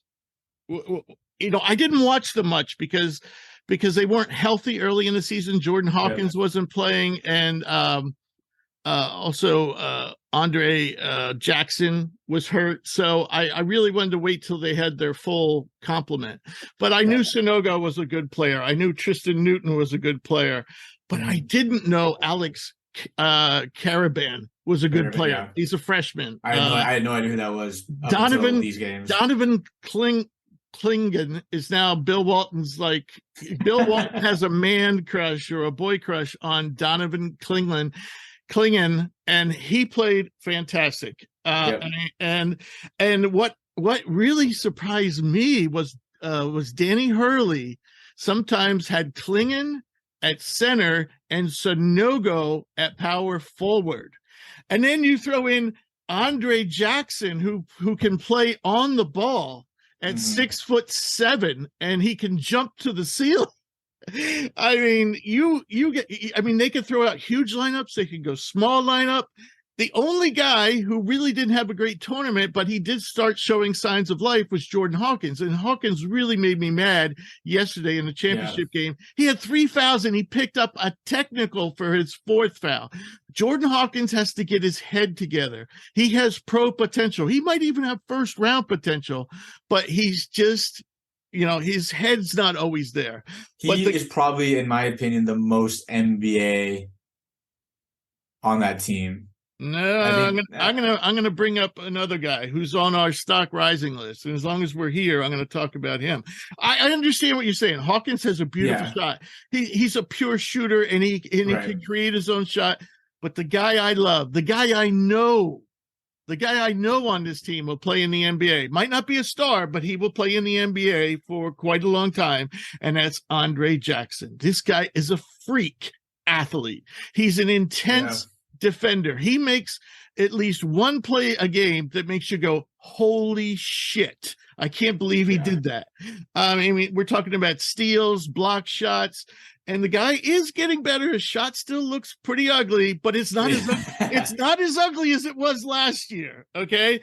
And right now, he's still, got to keep in mind that most of his action, when you look at his stats, most of his action was at this tournament. So now his shooting numbers are all off and everything else. But I just think the one thing he is doing, he's averaging almost 6 boards a game, 4 assists per game with only 2 turnovers. And they can play him and Tristan Newton. They can play either one of those guys at point guard.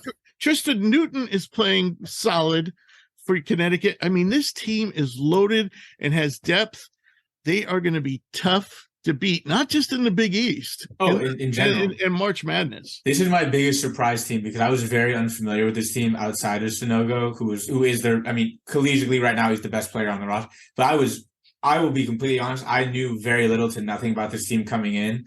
And having watched them play, I am all aboard the UConn, the hype train. I think this team will, in my opinion, will probably reside in the top 10 the entire time. And I could see very easily making a push for a top 5 team. If they're in the Big East. I think this UConn versus Creighton, that's going to be, I think that's going to be one of the more interesting kind of interconference rivalries for the season. Yeah, and I don't know if they meet twice or not. I don't know if it's a home and home because sometimes, with an odd number of people in the conference, I don't know if they meet twice, but I hope they do. They only play each other once, and they will be playing at Creighton in February. That's a shame. They do play twice. They do play twice. They play January 7th, and then they play January 7th at UConn, February 11th at Creighton. Huh. I should drive up the stores for I was very familiar with Creighton because we had been high on them. I know Baylor had transferred there, so they kind of had the sexy big transfer name there. But man, this UConn team is legit. They're shooting the hell out of the ball across they've got multiple guys. They've got Sanogo's at 50%, which he's not a shooter, but he's showing the viability as a floor that he can hit an outside shot. Newton's at 41%. Caravan's at 40%. Hawkins at 36%. Joey Calcaterra shooting threes. He's shooting lights out. Lights out. He might have the highest percentage. Did he play with Hugh? Was that the San Diego that Hugh went to? We're going to have to ask Hugh if he Joey Calcaterra. Because I'm pretty sure that's the San Diego. He had to play with Hugh, though. So, meaning we'll have to get Joey. He's been hiding him from us. He's been hiding him from us. Yeah. Almost 60% from 3. Yeah, he's shooting the piss out of the ball. They have absolutely surprised me. I think, to me, as a WCC guy, seeing Portland, who traditionally is awful, be as competitive they were, was really nice to see. But in terms of the entirety of college basketball, UConn is my biggest riser personally, because I was very unfamiliar with this team. And in the 2 games that I've watched, there's no reason that this team can't end the season as a top 5 team and easily maybe even a 1 or 2 seed. If they if they beat Creighton, if they sweep Creighton and they roll through the Big East, they will be a top 2 seed come the tournament. And you can say the same. You can say the same thing about Creighton. The thing I like about UConn, I think Creighton has a better starting 5. especially UConn's way deeper. UConn's deeper, and UConn also plays better defense, I think. I mean, you really, Kamara plays good defense for.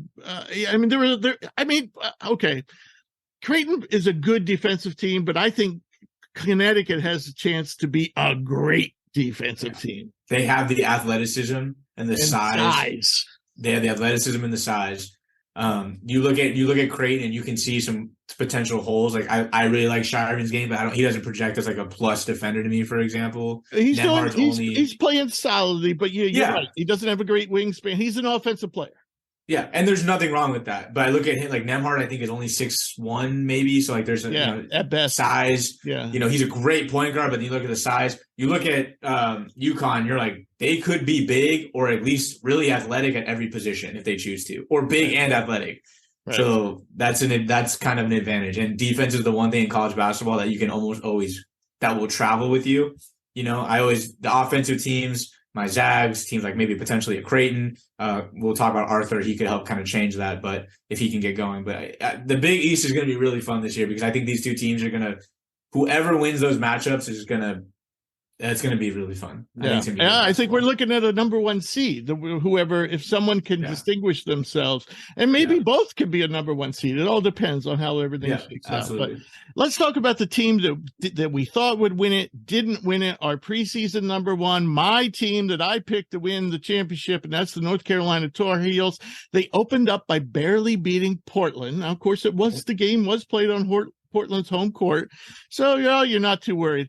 And then they lose to Iowa State. Now, admittedly, again, you're not too concerned because Caleb Grill, who came into the tournament, I believe, shooting 22% from three, had the game of his life, and it was a close game, okay? Yeah. Also, I want to point out that in the Carolinas, I think, when they had the lead, they had like a 3 or 4 point lead, with about 3 minutes to go, 3 consecutive possessions, 3 Amon Baycott turnovers.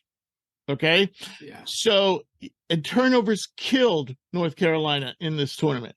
And so then yesterday they go to 4 overtimes in a 103-101 loss to Alabama. What are your thoughts on Carolina? I think this team is also in trouble. Not in trouble like Dayton, but they're not so much looking like the hands down national champion anymore.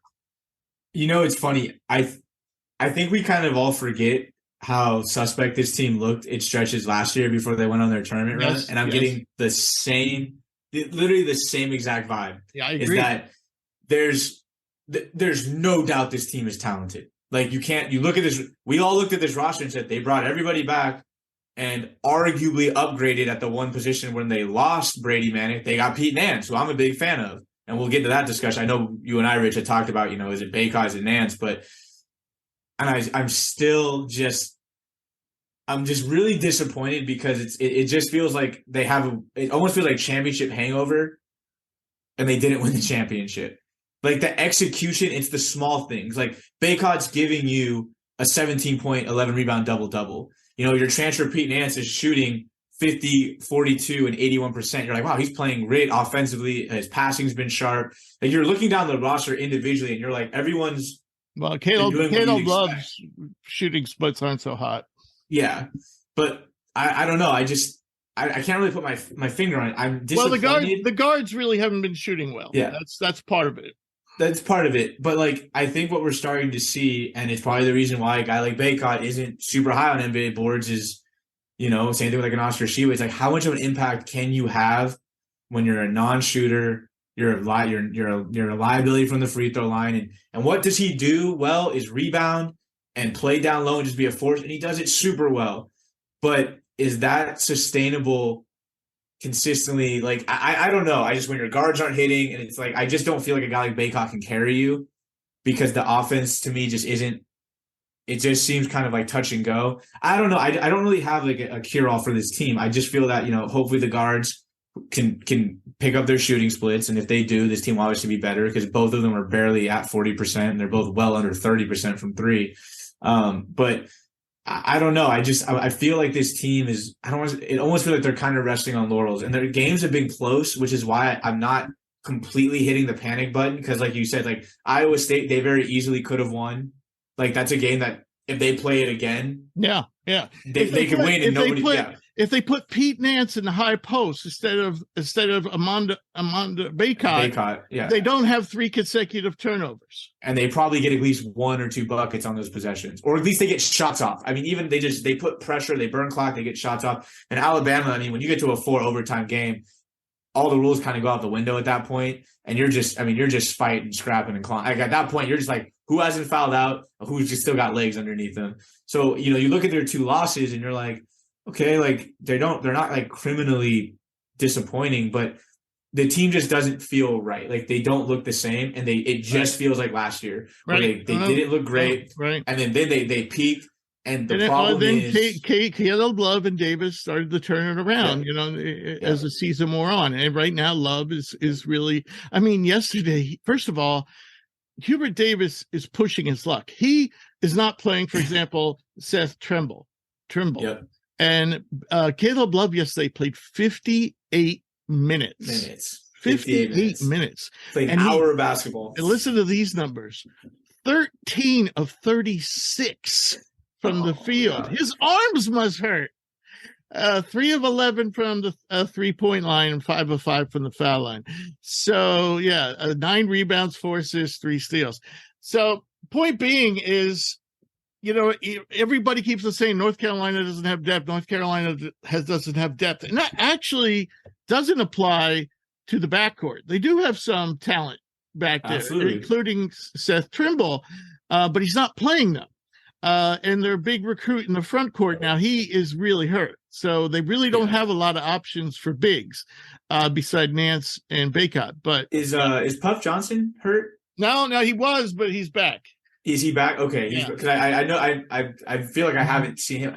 I think this team is deeper than people are giving it credit for. I don't think that's what I'm saying. That's what I'm saying. It's college basketball. If you can go 7, maybe 8 deep, that's a deep roster. But what I'm saying is, yesterday Hubert Davis didn't really. Play I agree. Does, I don't know. I'm just worried because I'm looking at this. I just pulled up the team stats and I'm seeing they're averaging 12 assists a game. They have their 2 guards, Davis and Love, are each averaging about 3 a game. And I'm just a little bit worried looking at that. It's like that tells me this team's offense is a little bit out of whack.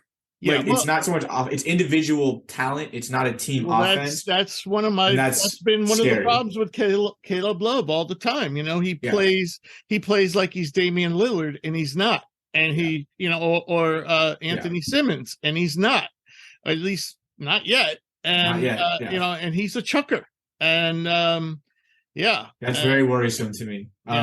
This is a team with a lot of mouths to feed, and if nobody's feeding them, and it's just guys each looking for their own shot, especially when you have like a Baycott who cannot get his own he can't generate his own offense. You got to get him the ball, or he's got to get an offensive rebound. That really worries me, because if you're hoping that these 2 guards who are chuckers are just going to be putting up shots, and it's all right, big fellas, you guys just gobble up the rebounds, and we'll hit you every once in a while. You better hope Caleb Love and RJ Davis turn around, because if they play like this, if this bleeds into ACC play, this team's in trouble. Yeah. If their shooting woes bleed into conference play, this team could very quickly find themselves a much lower seed come March than they anticipated, and being out of the tournament within the first 2 rounds if they're not careful. The talent is there. This team still has a lot of really good talent. Yeah. One more thing about that game, worst refereed game I have seen all year. I don't know who the refs were, but I hope I never see those guys again. Another note I'd like to make is about Alabama, and it's kind of just the opposite. They have a lot of depth, and they played a lot of guys yesterday, including your boy Rylan Griffin, Noah Clowney. Now Noah Clowney only got to play in the first half. He's the least. They had 4 top 100 freshmen come in this year, and Clowney was the least heralded, but had been playing very well. And he got hurt and didn't return. He hurt his hip. So I'm not sure what his status is, but Quinterly's looking great, and unbelievably, what a quick turnaround he's made. I mean, he's not playing he's looking good considering, Yes. And the transfer Mark Sears is shooting well. Of course, Brandon Miller, we'll talk about him in a little bit. But yeah. Oh, and then the Jaden Bradley, the other highly touted freshman, he's playing really well and made some spectacular plays in that tournament. And his shooting splits are fantastic. 57% from the floor, 67 from three, though very small volume from three, 68% from the line. But yeah, so Alabama should get nothing but better. One thing I'm worried about is that they're giving too much control to Brandon Miller, but we'll talk about that a little later. Sure. So I guess the only other two things I wanted to ask you, by the way, Michigan State, we have to consider with them is they weren't fully healthy, and they didn't have any bad losses, but they barely beat Portland. But Malik Hall and Jaden Atkins both came up lame, and they're going to be out for a while, especially Hall. Hall's out for a few weeks. Atkins maybe a week, I'm thinking. But so Michigan State, I'm not concerned about them. I think it was just a matter of kind of like too much to start the season. I think they their schedule is brutal. Yeah. They have two. They're like one of those teams where I'm looking at it and I go, they have 2 losses, and I forgive them I hold none of them against them. They very easily could have, if they play that game indoors, they might beat the Zags. And Alabama, they competitive game. I mean, they lost by 9, so single digit.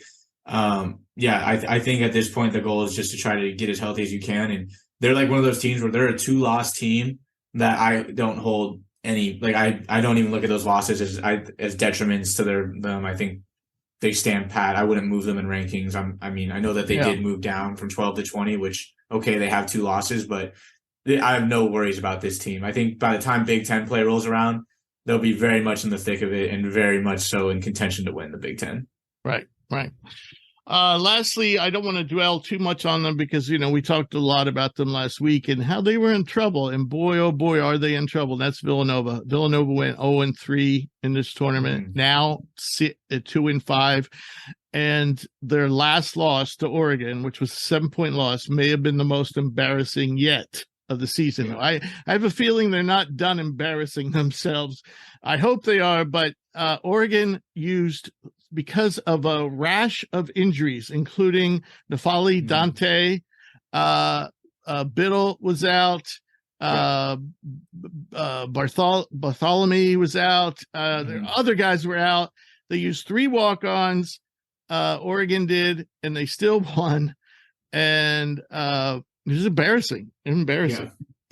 I mean, it's always too early to say, similar with Dayton, someone's season's over, but I think fundamentally, just from the standpoint of who's in their conference, how early, this type of loss, I think you could probably say Nova's season's pretty much, for all intents and purposes, done. I mean, hopefully that they can be competitive and to kind of defend the Wildcat and and defend home court and be competitive. But they've got St. John's, who's looked really sharp.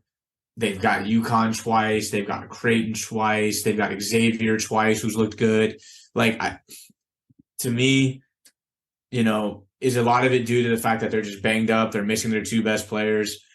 Absolutely. Yeah. But it's only going to get worse from here. Right. But I think also part of it's coaching. I think part of it's coaching. Absolutely. And I also think it's part of it is players just not stepping up. Yeah. I think that Michigan State loss, it was right before. Michigan State, in my mind, is a ranked team. I know officially when you look at the record, at the timing they weren't, and they lost by 2 against Michigan State. I think that was the chance for this team to really rally and go, hey, we're in this. And then they lose an OT by 2 to Iowa. And I just think those games were wins that if they could have pulled those games out, this team might be able to dig deep and find that resiliency and just be competitive. But it's they've lost 4 in a row. They get Oklahoma, Pennsylvania, Boston College, St. Joseph's. So you're like, okay, not the most brutal schedule, but then it gets St. John's, UConn. I mean, it's going to turn real quick. And I just feel that those 2 games, you're going to look back on this Nova season and go, man, if they could have just pulled out maybe that Michigan State game or that Iowa State game. Iowa State game, yeah. here's the thing. rallied. They played worse every round in that tournament. Now, Yes. I know it was 3 days in a row, but they got worse as the tournament went on. And capped it off with, like you said, an embarrassing loss. Like, there's no reason they should have lost that game. No. And to lose and not even, that's embarrassing. And Oregon's not that great. Oregon, like we had talked about before, they kind of play a weird system where their best players are all big. Two of them were hurt, so they had to play Kalel Ware a lot, and he wasn't outstanding in that game. Guerrier is another, legit, really good player they have, and they had Will Richardson, and that's it. That's all they had.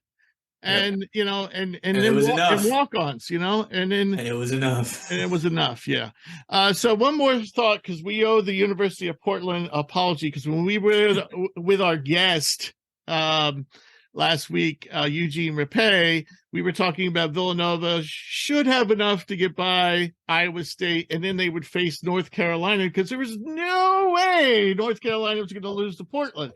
Well, we were right about that, but Portland. Okay, not only did they beat Villanova, but they almost beat North Carolina, and who's the other team they almost beat in the second round? Let me pull it up really quick. They almost got who was it? Michigan State. They almost got Michigan State, and they almost got Michigan State. So they came away with one victory. And almost beat Michigan State, almost beat North Carolina. So my question to you is, I don't know if you got to see much of Portland's action, and I don't really watch them a lot, in the West Coast Conference. Yeah. So is this a team to deal with now in the West Coast Conference? So again, I caught glimpses of them because historically, for those who aren't familiar, the WCC is obviously not a power conference. It's usually a two-man, maybe three-man race at most. But Portland's generally at the bottom. If you go back on the Ken Pom historical rankings, they're a bottom third. They're usually pretty bad. This is definitely the best Portland team I've seen since I've been affiliated with the West Coast Conference. So that's 5-6 years. Some of it I might think was it basically a home tournament for them. So, that may have been, a little bit of a pride thing. We're going to defend our court. We're familiar. This is our home. We didn't have to travel. But no, they look legit, and they've got guys on the team that are playing really well. I think a big thing for them is shooting wise. They've been shooting the ball really well. Their guard Robertson's not only averaging 17 a game, he's shooting 37%. They've got two forwards, both at 39 and 40%. Moses Wood this tournament was on our draft board, but he was trending down. Definitely. No, he wasn't trending down. I'm just saying he wasn't close to our top 200. Oh yeah, I didn't. Our draft board goes 900 deep, so he was in the top 900. Well, I would hope he's in the top 900. I could be in the top 900. No, you can't. Oh, come on, Rich. Klay Thompson, man. I'm the Walmart brand Klay Thompson. Moses, because for me, trending down, I guess more so because I've seen him play. I've seen Portland play, and I've just never been impressed. And it's even on bad teams, if you're a guy who has NBA potential, I want to see you flaunt it. Santa Clara, Jalen Williams last year, they were not a great team, but I watched Jalen Williams have games against the Zags, against St. Mary's. We're like, oh, okay, yeah, this guy can play, and I never really saw it from Moses Wood, but he's playing really well right now. 14 points, 6 boards a game, shooting almost 40% from three. I kind of want to pump the brakes just because that's what history tells me until I see them maybe play in conference. But as it stands, from what I've seen, they're the third best team in the WCC. The Zags hold that crown. St. Mary's is at number 2, and in some people's minds should be ranked. And as it stands, I've seen USF play, I've seen BYU play now, and I've seen Portland, and the rest of the WCC is kind of usually a non-factor. They look to be that third team. So we'll see. We'll definitely see. All right, so we'll move on to the other Phil Knight tournament, which was the Phil Knight Legacy. It wasn't as stacked from top to bottom, but certainly the top 4 teams were all teams that could easily be in the Sweet 16. And let's go down them in order of finish and briefly touch on all 4 of them. We you predicted Gonzaga beating Duke. I predicted Duke beating Purdue. So I was pretty good at getting the right teams in the championship game. It was just, but anyway. I was pretty pleased with my upsets, except for Texas Tech, who's about the only team that let me down. But Purdue, wow. Zach Edey presents at the college level is a nightmare. And this Purdue team, I mean, Matt Painter just does not, I'm thinking coach of the year already. He has to be on, Yeah. And this team doesn't really, I mean, Edey is probably the best pro talent on this team. And it's certainly a long I'm not going to say long shot. I mean, we have him in our top 100, but that's only based on what he can do and not so much what he can't do right now, because he is, I mean, a lot of times they say, well, he hasn't been playing college basketball for long. He started when he was 12. And I'm like, 12 is pretty young, if you ask me. But, a lot of these kids start at like 4 or 5 years old. Edey didn't start till he was 16. Yeah. I mean, he really is new to the game. And so I'm keeping him in the top 100 based on, let's see what he can do. Right now, if he went to the NBA, he wouldn't play a minute. He'd be like Taco Fall, but I see more potential in him than Taco Fall. Oh, absolutely. Absolutely. But what I wanted to say about Purdue is when I'm watching them yesterday, I'm like, this is like watching a EuroLeague team. I mean, the way they move the ball, the way they're always in the right spots, and it's just, the team is just well drilled, well coached. Everybody's in the right spot. Everything seems to have a plan. Every move is made, is calculated, and they play so smart. And the weird thing is, I didn't give Purdue much of a shot this year because their starting backcourt was going to be 2 unheralded freshmen. And you know what? Those freshmen are playing really well. Really good basketball. They're not pros, and not NBA pros, but man, they play college basketball well. So your thoughts on Purdue? They're playing like the best basketball team in the country right now. In terms of just Creighton, Creighton's playing pretty damn well. Creighton's playing good as well. But I mean, when I say basketball, they're playing the game the right way. I guess that's the wrong way. You look at this roster and no name stands out at you, and Edey stands out because of his size. But like last year, you could point to him being a reason why they lost. He was pretty damn unimpressive in their tournament run for the most part, and now he's coming out averaging 22 and 12. I think this team regular season wise is going to be an absolute nightmare, because they play the game the right way. They have the ultimate mismatch in terms of just size, and the way that they're shooting the ball. I mean, they've already got 5 or 6 guys who attempted 10+ threes. They've got a multitude of guys who are shooting in the high 30s into the 40s. So, I mean, if you're able to shoot the ball and have an interior presence like Zach Edey, and then move the ball like these guys do, and play defense, it's just a recipe for success, because in your head, when our big man is touching the ball, it's a pretty solid, easy 2 points. If it's not him and one of our wings or guards are getting the ball, they're getting high efficiency threes and looks, so that they're making a very efficient offense. They're making the game easy for themselves, and they defend, so they're not going to let you come down. Now, do I worry about this team maybe long term because they don't have that star, they don't have that guard or wing that you can get the ball to and get out of his way? Of course, there's always those concerns come the tournament when it becomes a little bit more about the star players. But as it stands, this team deserves to be in the top 5. I thought they might have even cracked the top 4 or 3, personally. I mean, after their dismantling, I thought they might be pushing a top 3. I mean, they dismantled the Zags and they dismantled Duke. But yeah, this team is legit. Do I worry about maybe the long-term prospects? Sure, but as it stands, they just play basketball the right way, and that has to count for something at the college level. And then you have, like I said, a mismatch in Edey that no team in the country, for the most part, can really do anything with. It's I think, even without the great guards, the great star guards or great star wings, it's going to be really tough to beat them. But the way you can do it is by hitting your mid-range shots because Edey doesn't leave the paint. If he sees, instead of helping, and I actually think this is a stroke of brilliance, if you ask me.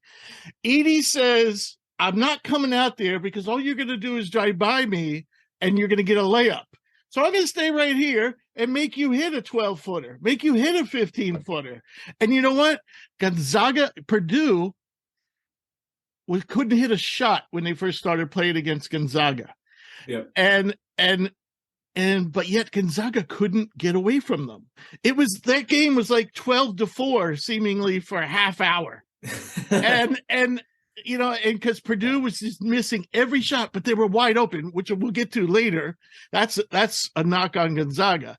Yeah. But Gonzaga had a bunch of wide open shots, and they couldn't hit him because you put Edey in pick and roll action, he's going to go and drop coverage, and if you pick and pop on him, he won't come out on you. And if there's a switch, and you go to the outside, he won't come out on you. He doesn't leave the paint from any more than maybe a step.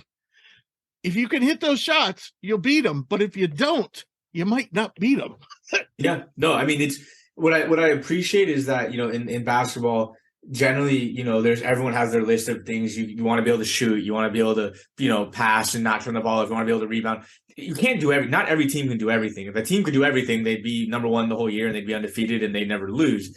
So what I like about Purdue is they're saying, here's what we do well, and we're just going to be the best at that, and we're going to bank on it. If we're the best at that with the talent we have, we're going to be damn competitive, and we're going to be hard to beat. And we're not going to beat we're not going to beat ourselves too. Yeah, exactly. They're not trying to turn into. They're not trying to run and gun and be. They're not trying to be something they can't. Right. They're not trying to force Edey touches in the post and turn him into Drew Timme in terms of usage. Like there's we're gonna play 1 in, 4 out kind of basketball. Move the ball. We're gonna let Edey defend the rim, and we're gonna force you to make 25-foot threes in the corner, or like you said, have to take 1 dribble pull-ups, which is kind of a dying art in basketball. A lot of guys don't use that anymore. So it's a fair bet to say, okay, there's a good chance a lot of these guys are looking for either a layup/dunk or a 3. So if we force them into the mid-range, are they even going to be thinking to take it? And if they do, are they going to be confident with a 7-footer closing out or having his hands up?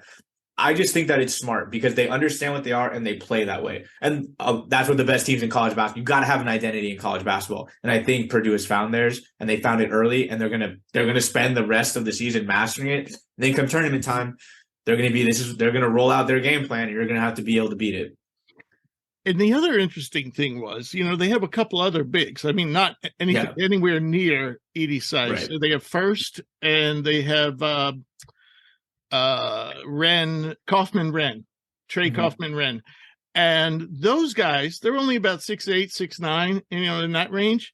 But those guys, if Edey gets in foul trouble, they're pretty good players. They're very serviceable players. Renn is a very good offensive player. He has a lot of those Drew Timme-like moves. And it's almost like he studied Timme, if you watch him play. Yeah. And then, First, he's a good rebounder, he's a good defender, and he's just a banger, So they do have some bodies if Edey gets in foul trouble or something like that. So, yeah. Moving on, with Duke, we still not seeing Duke 100% Duke. And so I would think, getting to the championship game, they lost handily yesterday, but, I'm not too concerned. I think Duke is trending in the right direction. And one of the things I really like about this team, I think they're playing really good defense, especially for a Duke team, because Duke's really not usually, especially when they got into the one and done area, they were never really great defensively. But this team plays pretty good defense. Yeah, you can't deny the talent on this team. I know Dariq Whitehead is just now getting back. Right. Kyle Flipowski's looked like a beast in a lot of these games. Yeah. My one concern with Duke, and this goes beyond just Derek Lively looking, in my opinion, awful. He looks horrible for the number 1 player in his class, but that's besides the point. This is a team that I could see being the type, I'm looking at their schedule right now, and this is a team, the sheer talent, they're gonna overwhelm a lot of teams that are that are just okay. I just worry when they play the really good, like when they play those good teams, those ranked teams, that's where I worry. Because if you look at the two games that they've lost, it was to Kansas and to Purdue, the only two ranked teams they've played. And they had that close game to Oregon State and a relatively close game to Xavier. And I think Xavier is actually a pretty solid team, despite their record, what their record might say. Yeah, I think they're a really, really solid Sweet team. 16 potential, if you ask me. Absolutely. I just worry that like they're young. They have a new head coach who's under probably, in my opinion, some of the most scrutiny just because he's under the biggest magnifying glass. You're following Coach K. He had an all-time great recruiting class in terms of just the number of, stars and ranking guys he brought in. He's under more pressure than Tom Thibodeau. Yes. Well, I just worry that this is a team that I could see in kind of the classic Duke fashion where they've kind of gone, ever since they went one and done, it's been like this cyclical period of like they make a run, and then they lose in the first or second round. Then they make a run, and then they lose, and they made their run. They made a run last year. They got to the Final Four, and they very easily could have won that game. I mean, that game literally was a slugfest with North Carolina. I'm just worried with everything around this team and it being young and a new coach. And I feel like I've kind of seen it when they play, especially against Purdue. I'm just worried that this team could struggle as they play the more veteran teams, the older teams, the more ranked teams, the teams with established coaches. That's not to take away from the talent. This team, again, you want to talk, this team has Sweet 16 potential, Elite 8 potential if it all clicks. I mean, we haven't even seen Dariq Whitehead at his full potential, and Flipowski's looking really good. Not even close. Yeah. So I'm not taking anything away. This team deserves to be ranked. This team should be feared because of the sheer talent. I would not want to play this team on like in a one-game elimination situation just because Flipowski could give you a double-double. Dariq Whitehead could drop 25 on you. Maybe Lively comes alive and, uses his outlet. You just never want to deal with it. Right. But I think over the course of a season, I worry about their ability to compete night in and night out with those teams that are older. Right. Well, better coaches. Let's just think back just a few years when they had Zion and Reddish and RJ Barrett. Yep. And they didn't make it to the Final Four. They got they should have lost. Michigan State. Right. They should have lost to UCF. And then they did lose to Michigan State in the Elite Eight. Yep. So this team is not as talented as that team. I think we already know that. Yes. And but I think in order for them to achieve greatness, it's all on Dariq Whitehead right now. I mean, I could see Proctor already making the steps. He played well against Purdue. He was kind of the bright spot. He played well against Purdue. Yeah, he's every game he seems to get a little better. Mark Mitchell's been solid, and Flipowski has been good, very good. And of course, we'll talk about Lively in a little bit later, but Whitehead is the X factor. This is a guy that can put up 25 a night. Yep. But he's going to have to do it because without him, this team is limited offensively. Very much so. Very much so. We'll get to it when I know we're going to talk about Flipowski. I know we're going to talk about Lively. That's just my worry. And part of that isn't because it's necessarily a knock on it. They're freshmen. I mean, that's just what part of it is. These are freshmen playing with that Duke Blue Devils on the jersey. They're playing tough schedules. They're playing against teams that are being, that have been together for 3-4 years, coaches that have been doing this for 2 decades. And so I like the team's talent, and again, I would not want to play them. I'm concerned that they're going to run into a la the Zion Williamson year, a Tom Izzo, a Mark Few, a Randy Bennett, or sorry, not Randy Bennett, UVA's coach, Tony Bennett. Yeah, and it's just they're just not going to know how to win those type of games. Right. So let's move on to your team. One thing I was encouraged about was Noah Hickman seems to be coming alive. The thing I was discouraged about is I think it's pretty obvious. Their defense sucks. They are not a good defensive team. They don't play with a lot of intensity. Probably their best 2 players are defensive players are probably Salas and Watson. And of course they have their problems on the offensive end. Yep. So that was my latest take on Gonzaga. I totally agree. I really enjoyed seeing Hickman come alive because he was somebody that I had mentioned out of the guards. He was the one I was most critical on because he had played well in spurts last year. The hype was coming into this season. There were people talking NBA around him potentially, and he looked a lot better. Like he looked like a Division I guard who has had a year in the system and a 5-star pedigree should look.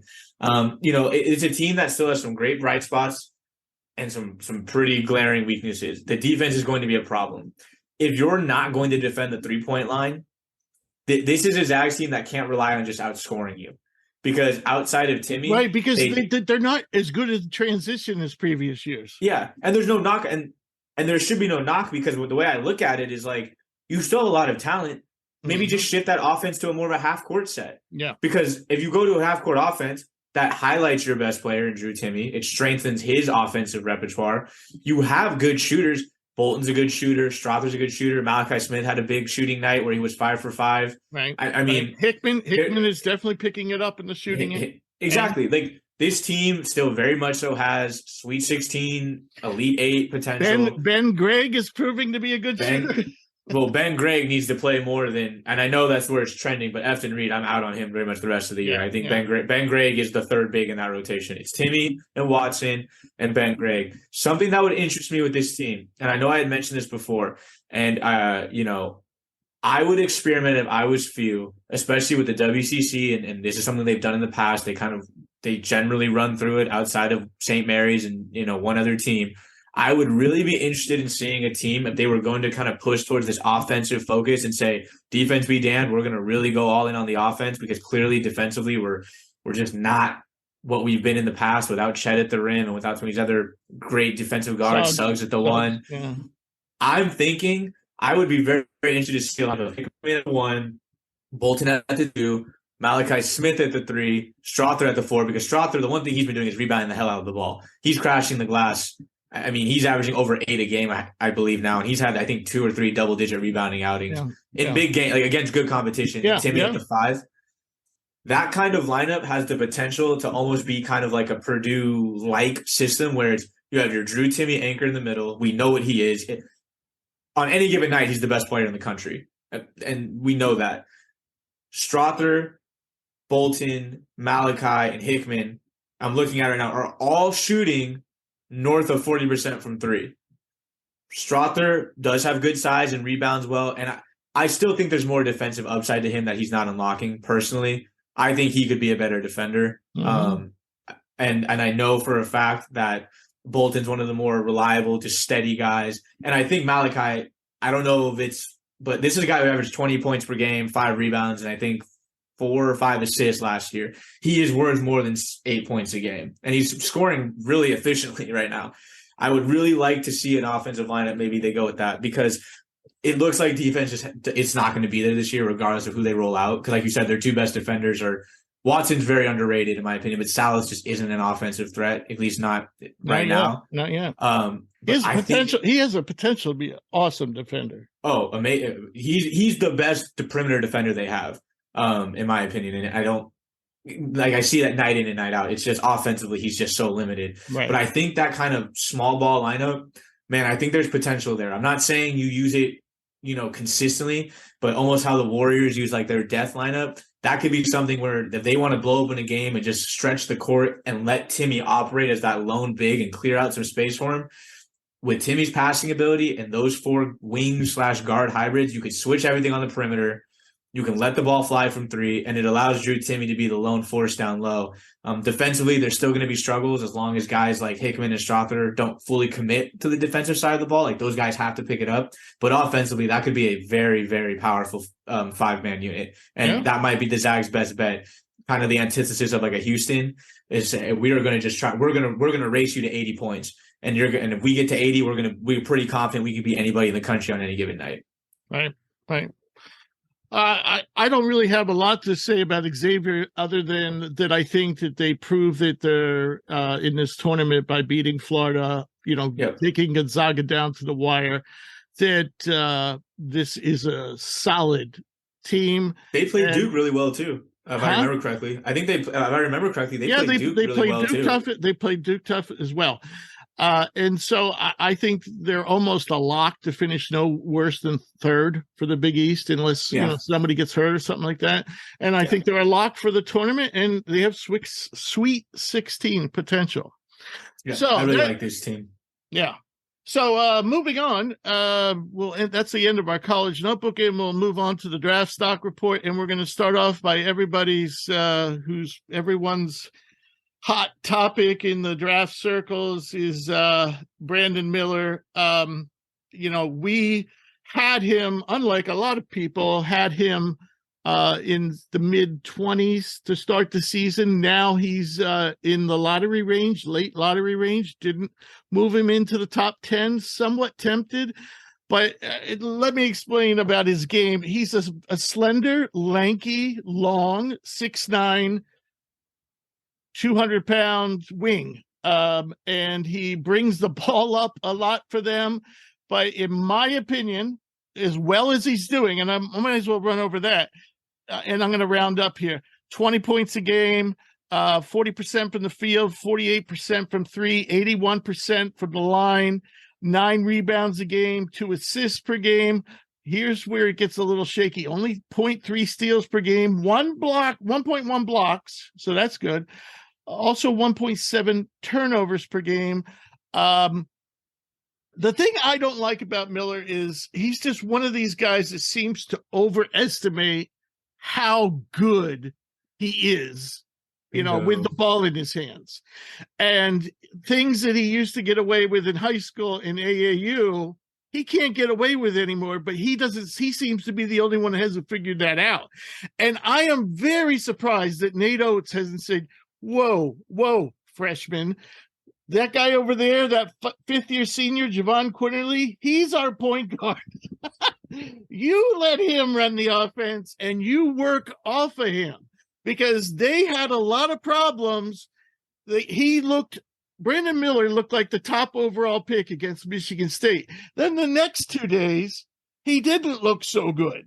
And so what Brandon Miller, I think, needs to understand his limitations, and I think his coach needs to put his foot down and say, hey, you can't always create. You're not that good of a ball handler yet to try to create all this one-on-one, especially when you're surrounded by a bunch of other 4- and 5-star guys. Share the wealth. And, so that's my problem with Brandon Miller. That's why he's not in our top 10 yet. But, I am kicking myself in the ass for not picking.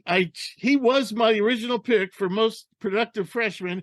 And then I went with the UCLA's, Amari Bailey. Yeah, Amari Bailey. And, but right now, Brandon Miller does look like he's going to be the most productive freshman in college basketball this year. Yeah, I don't have too much to add, Rich, because I pretty much spot on agree. He's a box score darling in terms of, you just look at the raw numbers. You're like, this kid's averaging 29 and 2, and he's shooting lights out from 3. He's 48% from 3.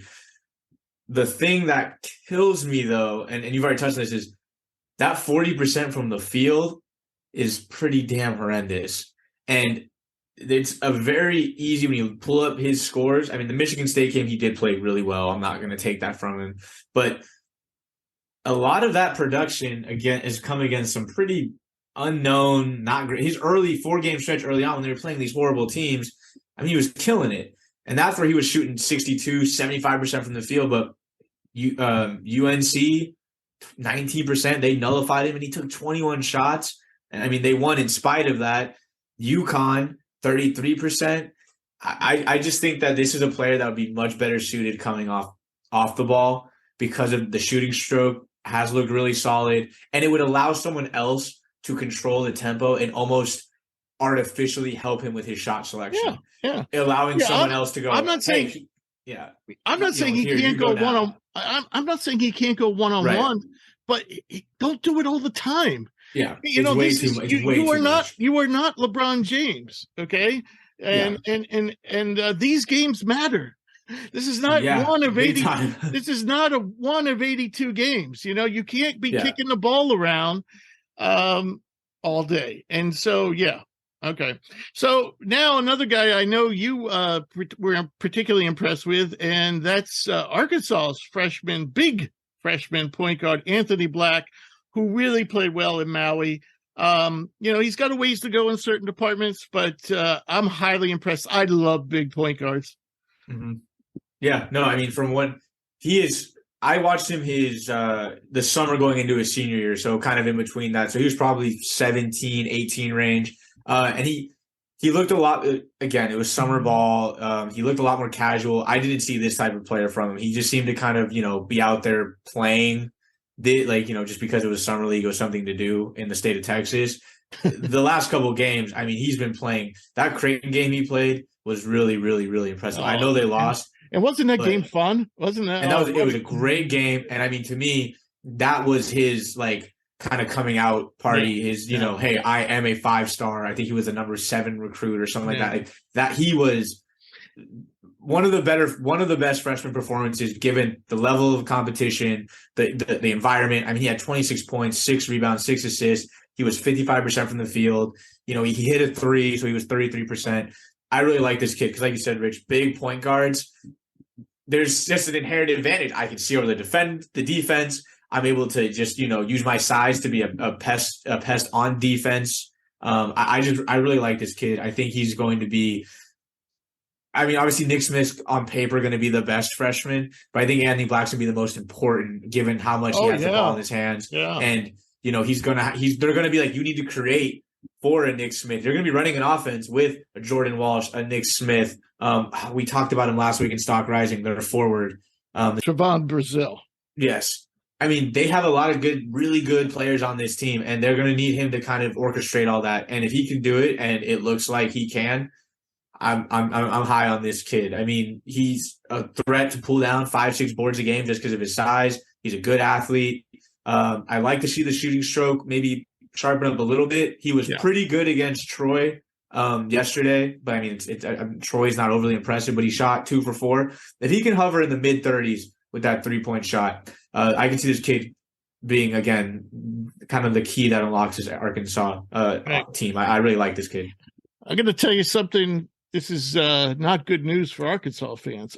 Number one is following up on Black. The one thing I'm concerned about is turnovers. That's not uncommon for a freshman who's handling the ball a lot. But right now they're almost equal to his assists. So that's got to change. But Dre Davis, Arkansas's been through been with the team, for 2 Elite 8 tournaments. Left the team yesterday for personal reasons. Oh, I did not. And know there's that. no knowing whether he's coming back. Dre Davis is a lockdown defender.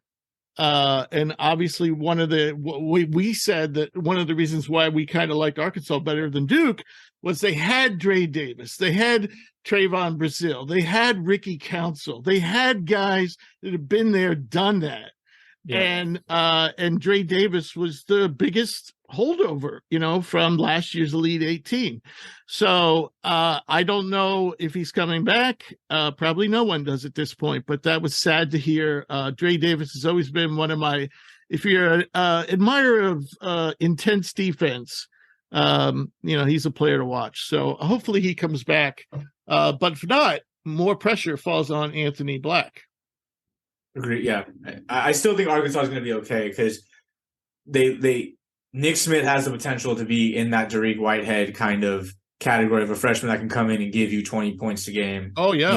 So it's like you lose some of that veteran presence, but I'm not the biggest Musselman fan, but he does have a really nice resume the last couple of seasons. He still has some veterans on that team, and he's getting he's getting what we all believe to be his best player, and hopefully will be ramped up by the time SEC play starts. Right now on our board, we have Dariq Whitehead at number 3 and Nick Smith number 4. We haven't moved them since we had them there before the season started, and we haven't moved them because we really haven't seen them play that much. So now the question is, I think one of those 2 players has the chance, to be the number 3 overall pick, and who knows, maybe even make some strides in this Scoot Henderson, but. All right, so moving on, another player I know you like is Kyle Filipowski of Duke, who we talked a little bit before. What would you like to add that you're seeing in his game that you like? I mean, I like the fact that he plays with a really nice toughness on the glass. In my opinion, I've seen him pull down some monster rebounds. We talked highly of him, so I'm not gonna. I guess I'll focus maybe more on the one thing that kind of I'm a little bit hesitant is I would like to see his offensive game be a little bit less reliant on the three ball. He's taking a lot of threes in some of the, in a lot of the games that I've watched. I mean, 5 or 6 a game as a 7-footer. And when you're only taking 8 to 12 shots, I mean, when half of your offense at his size with his strength is coming from beyond the arc, it's great that he can hit it. I think he's shooting 36% from three, like we mentioned, but I would just like to see a little bit more of a versatile display on offense. I know it can be hard. Part of it is I think when him and Lively are out there, it's kind of difficult because you have these 2 7-foot kids, kind of clogging the play. I mean, that's 4 or 5 big bodies at the rim, but I feel like he's kind of relying on the 3 ball, and I see the strength. I mean, he's 235 pounds, and I mean, when he's around the rim, some of the rebounds that this kid pulls down, and when he's attacking the glass, I see it. But he's got a solid free throw stroke, which you like to see from bigs because, he means you can play him. I would really like to see him maybe just work on his offensive game. He's not really a passer. He's only averaging like 1 assist a game. But I don't have too many complaints on him. I think where he's at, he can make plays off the bounce. I've seen a couple of great pump fakes, rips. He'll do some spin. He'll do some spins and stuff like that. I mean, he's not a blur with the ball in his hands, but he's definitely capable of making moves on bigger players. I think he has to be careful because I think sometimes he actually tries to force the issue a little bit with the dribble. But I love his shooting stroke and his rebounding, like you said, and his defense. He's been playing solid defense.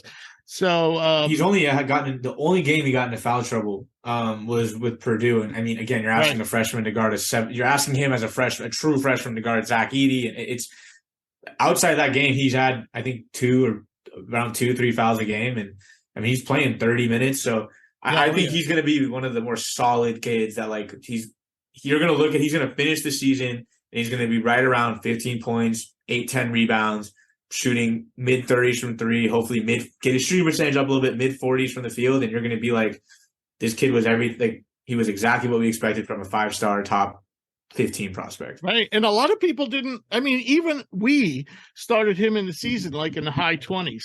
Now we have him like in the mid to high teens on our draft board, which was updated today, by the way, folks. But yeah, I mean, think about it.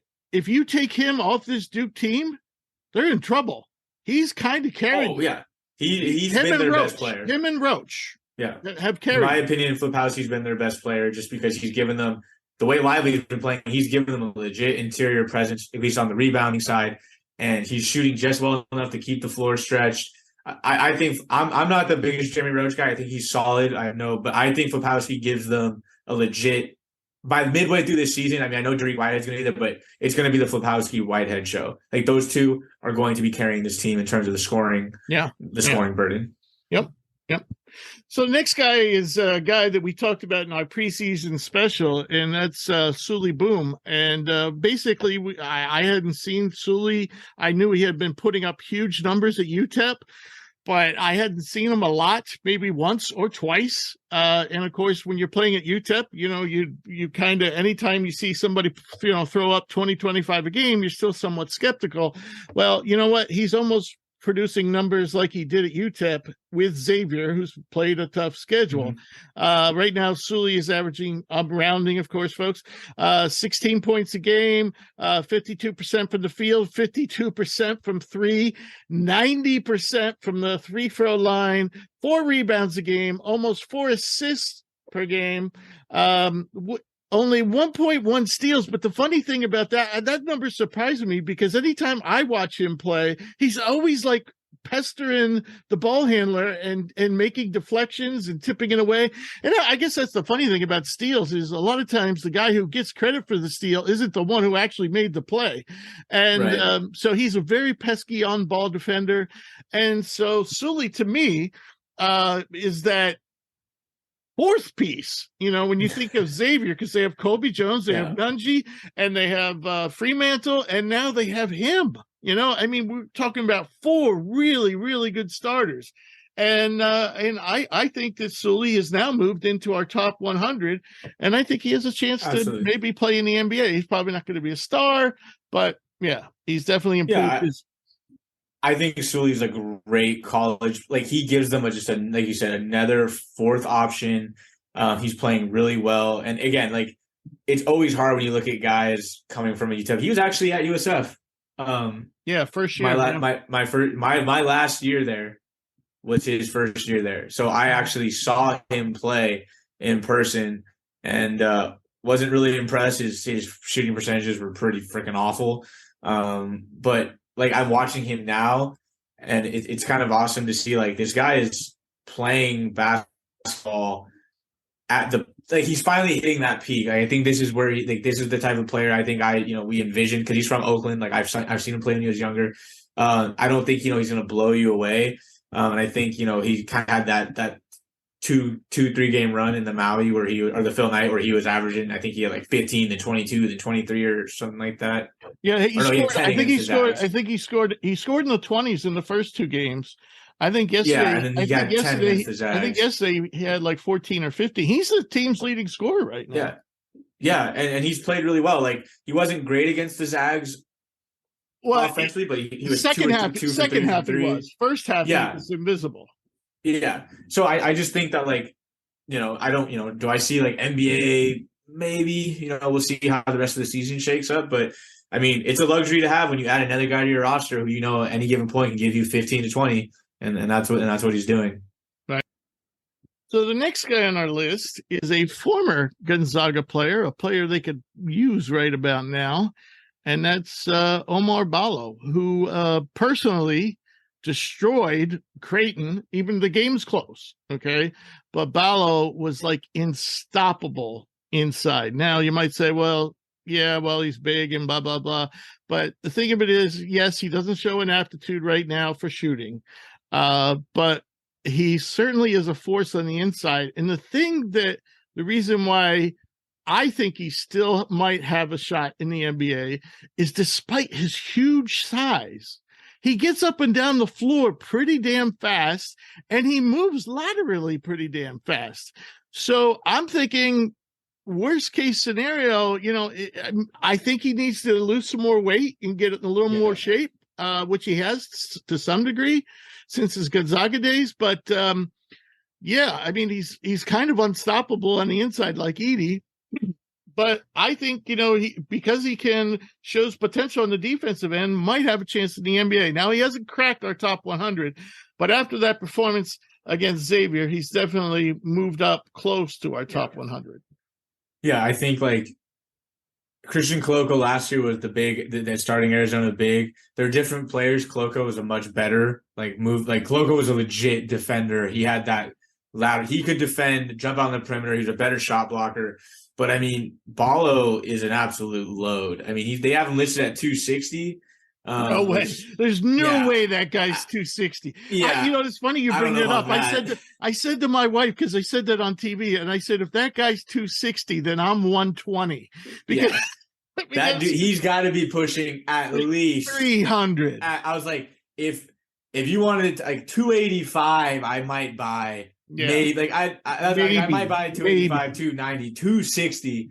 I'm like, no way. But no, if he is carrying, let's just say 280, 300 pounds, he moves pretty damn well for carrying that weight. And he is an absolute just load. And he knows he's another guy. He knows what he does. He's a big body. He's a smart player. He's a smart player. He knows what his role is. He's surrounded by a lot of guys who are maybe more along the finesse. I mean, he's a great compliment to Tubelis, because it's almost like that lightning and thunder. Tubelis has got a little bit more finesse to his game, much more polished offensive player. And then you have a guy like Ballo, who's just kind of that battering ram, who's going to get in there, mix it up. He's a threat to pull down 10, 15 boards any given night. And he's such a load that his finishing at the rim, and he's so big, and there's so much weight he can't really move him. Like, he gets to his spot, and you're just like, if he gets positioned for an offensive rebound, he's probably coming down with it. And because he's so big, he's probably going up with it, and he's either gonna score or you're gonna foul him. So I mean, the only person I could see actually giving him a challenge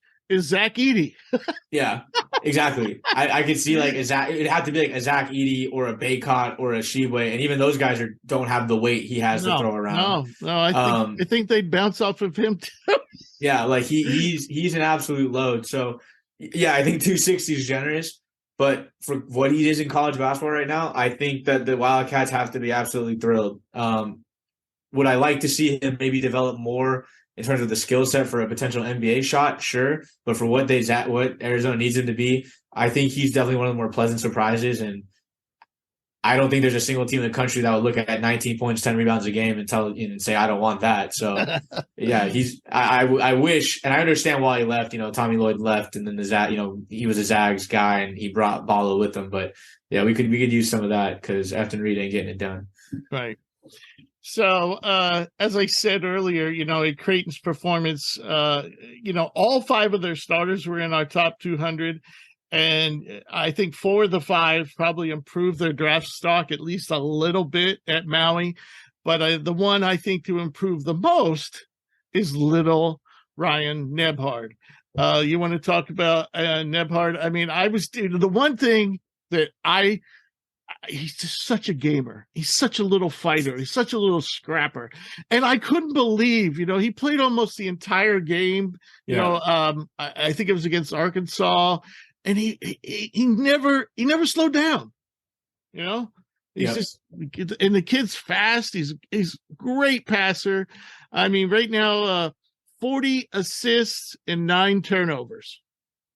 Yeah, collegially, who I already see the shades of, and it's slightly different, is I already see some of the shades of Tiger Campbell out of UCLA in terms of just impact wise, small point guard. Who I do think has a better 3-point shooter than Tiger is. I know early on his shot he wasn't knocking down, he was struggling, but his last 3 games, he's been at his worst shooting performance over the last 3 games against real competition. He's been 50%. But he said a gamer who takes care of the ball, who understands his role in this team. Like, we just brought in a Baylor Shireman. Like, I don't need to go huck up a bunch of shots. My job is to get everybody else involved. And you look at his stats and you're like, 13 points, almost 2 rebounds, 6 assists. He's efficient when he does look to score. The Nebhards are just, that's what they are. They are just point guards. Now, obviously, Andrew had the better pro potential because he was about 6'3", 6'4", versus Ryan. But again, I think something that I've really liked about Ryan and I really liked about Andrew is the conditioning. This guy's playing 30-plus minutes in these high-intensity games. And, I mean, against that Arkansas game, which was close, he played 36 minutes. He had 5 assists to 2 turnovers. Arizona played another 35 minutes, 6 assists, 3 turnovers, but he's still in that, 2-to-1 ratio where you kind of want to be at. And he said he's a gamer. And this is the type of person you want running your offense come March. Right. Because you can trust he's going to handle the pressure. He's a solid free throw shooter, so you can't hack him. And he can attack the rim. And now he's starting to hit his threes. Yeah. So pro potential is something down. This is a guy who's going to play all 4 years in college, and in 2 years from now, we're going to be looking at like this guy's going to be on. He might get on a radar or two because you're just like he's a hell of a basketball player. Okay. Now, the next 2 guys, have you seen either of these 2 guys play? I have not. I saw Bryce play a little bit, but I saw him play in one game. And were they in the Maui or whatever tournament they were in? Yeah, they were in Maui. They were in the Maui. I saw them play in the Maui, but I haven't really seen him. So we're going to mention 2 freshmen who have mostly been off the radar, but I think you're going to see them on a lot of draft boards, maybe even some mock drafts. As the season goes on, and that's Judah Mintz of Syracuse, who's a combo guard who reminds me of Isaiah Wong. With that ability to push the ball, push it in transition, finish creatively, has that score mentality, which I'm sure Boeheim will ruin somehow. But I'm really high on Judah Mintz. And the other guy is Bryce Sensabaugh, who's both of these guys are 2 of the highest scoring freshmen in the country. And Bryce is bigger, and he's more of a wing, and he's probably a little bit too big, I'd say, at this point. I'd like to see him maybe trim down a little bit. He's 6'6", 235. But he's been shooting the lights out 46%. And listen to this, only plays 18 minutes per game, and he's averaging 16 points per game. That has to be the most efficient offense, like, points per minute in the country. Well, from spot up, jump shooting, shooting off the dribble, he's all on synergy, well above the 90th percentile. And this guy is a shot creator. He's a shooter. He can also finish at the rim, but that's something I think, that's a part of his game he needs to work on. And also, pretty good in the mid range. I think, but I think the minutes will start to come because I think Ohio State's going to need that scoring punch down the road, and he's definitely providing it right now. So now we'll move down to our stock falling, and Derek Lively it leads it off. Of course, as Drew mentioned, the top-rated player in this freshman class, according to the recruiting rankings. And, if you look over his overall profile, maybe you're not too down on it. And he certainly played well defensively, I think. But he's only been averaging 17 points a game. If you remember, he started the season a little banged up and missed a couple of games. But the thing I'm concerned about is he shows very little offensive aptitude. Wait, Derek, you mean 17 minutes a game? Yes, what did I say? You said points. Oh, yeah, 17 minutes per game, and he's only averaging 2.7 points per game. And the worst part of it is he's only taken 16 shots on the season so far. He's made 9. That's 56%. That's nice. But you know what? All 9 were dunks. All 9 were dunks. So he hasn't shown any real offensive aptitude other than to put it back and maybe roll to the rim. Yes, he's playing pretty well defensively, but I don't know. Right now, he's just looking like, I don't know.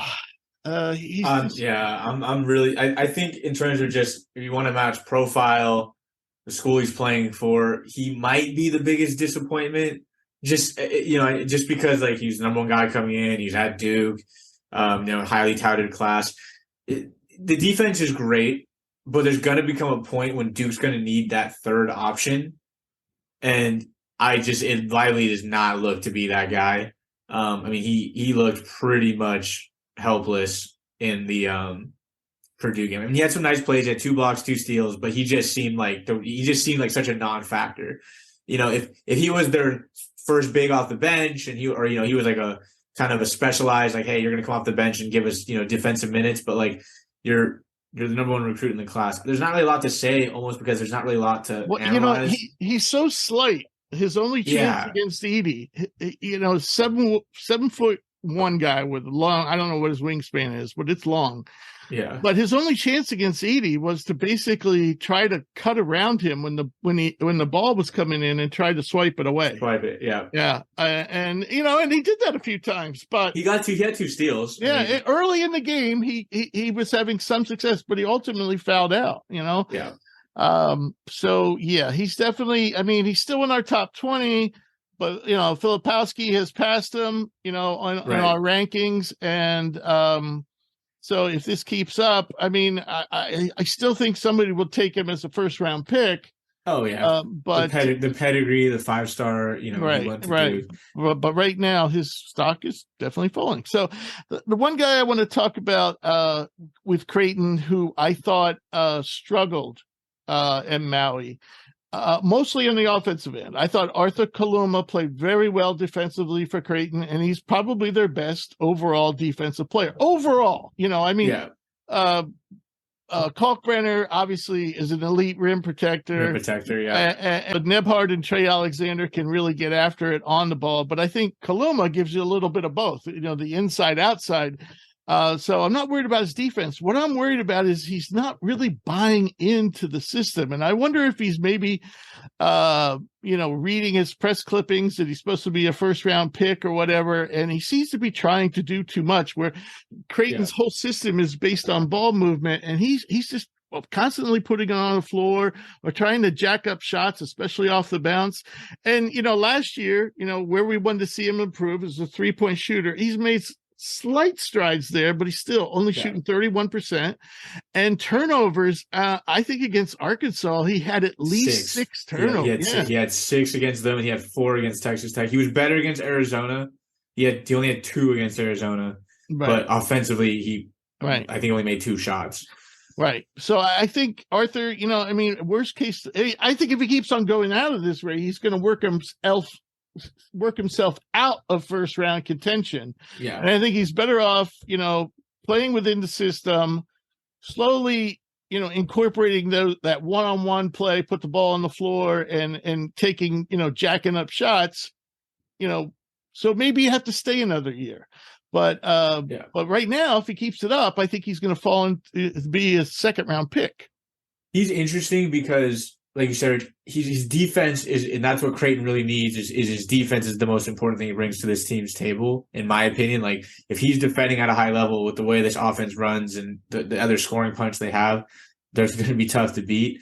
So it's more like an individual thing. Like if he can just get into the flow of this offense, because they're winning in spite of him kind of doing his own thing.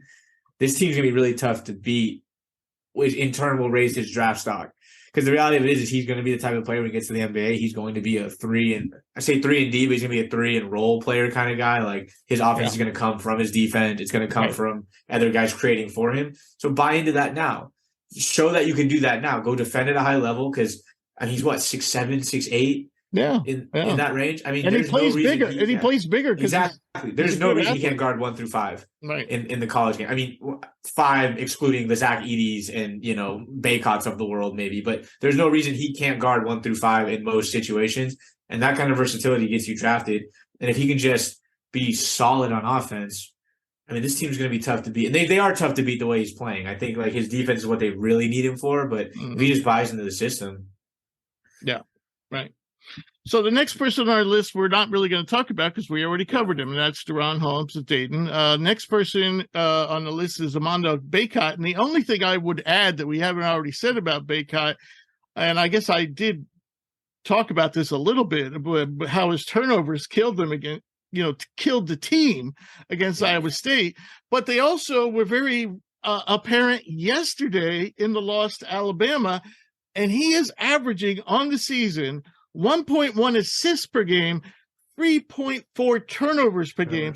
And these turnovers are coming in a variety of ways. They're either bad passes that he's trying to make from the high post, or sometimes he's fumbling, what could be bunnies, what could be layups, and he's just letting the ball go through his hands. So he's really struggling right now, with ball control issues.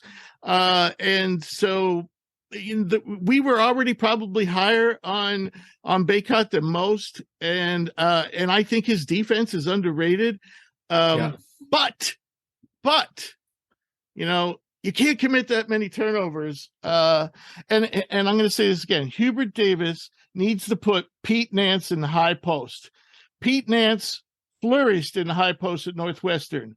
Get Bacot out of the high post and put Pete Nance there. Pete Nance is, I'm a big Pete Nance believer, and those who've, been following the show know that I'm a Pete Nance guy. And this doesn't take anything away from Bacot. I just feel that Nance it's not even a debate. Nance has better on-ball skills as a shooter, as a passer, than Bacot does. And so let Bacot be that force down low who just gobbles rebounds, who just clears out space, who forces double teams when he touches the ball with his strength. Stop trying to make him something that he's not, because he doesn't have the best hands in terms of his ability to finish at the rim, like in creative ways. He's not a great passer. He's not a ball handler. Like don't try to make him something that he's not. He's had 3 turnovers in every single game this year or more. Wow. With the exception of when they played Wilmington to start the year. And that's UNC Wilmington. He's had at least 3 turnovers in every game. So I just feel that, they're still trying to figure out how to incorporate Nance, but I think it's okay. Like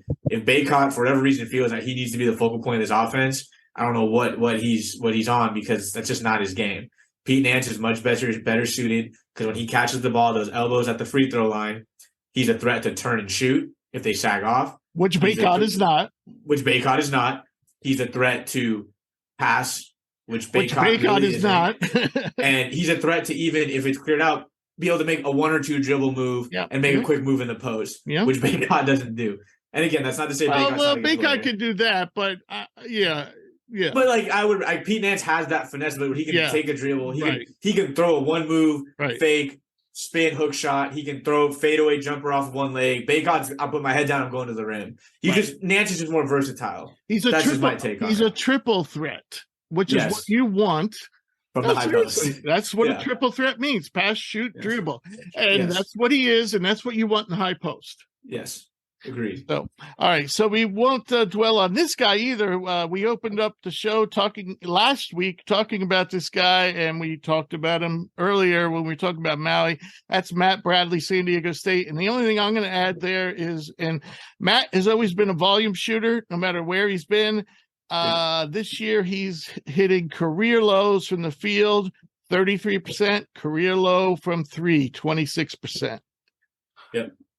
You know, I don't know what else there is to say. All I will say is I think once conference play comes around, I think his numbers will improve. I'm worried about the long-term outlook for this team because they're obviously going to play better competition once the tournament rolls around. There was the bright spot against Ohio State, who is now ranked. When they beat them, he shot great from the floor, great from 3 at 18 points. He just doesn't give you a lot else. So the hope is that the shooting numbers turn around, but it's not really a great sign when you're hoping that because your competition's worse, your numbers are going to get better. You kind of want it to be, you want your numbers to stay the same and hopefully improve as the competition gets better, not be, I'm playing bad against good teams. Well, now I'm playing worse teams. I'm going to be better. But we'll see. There's a lot of basketball we played. And he's only averaging 11 points per game. And this team, San Diego State is a limited offensive team. They need him to be scoring 15, 16, 17 a game. Last year when they were a 5 seed or 5 seed in the tournament, I believe, he was averaging about 18 a game. And he was shooting 41% from 3. If he's not able to get back to those numbers, this team's outlook is pretty grim because this offensively they're so limited. Right. So the next guy we're going to talk about is a guy who slipped, is still in our top 200, barely hanging on.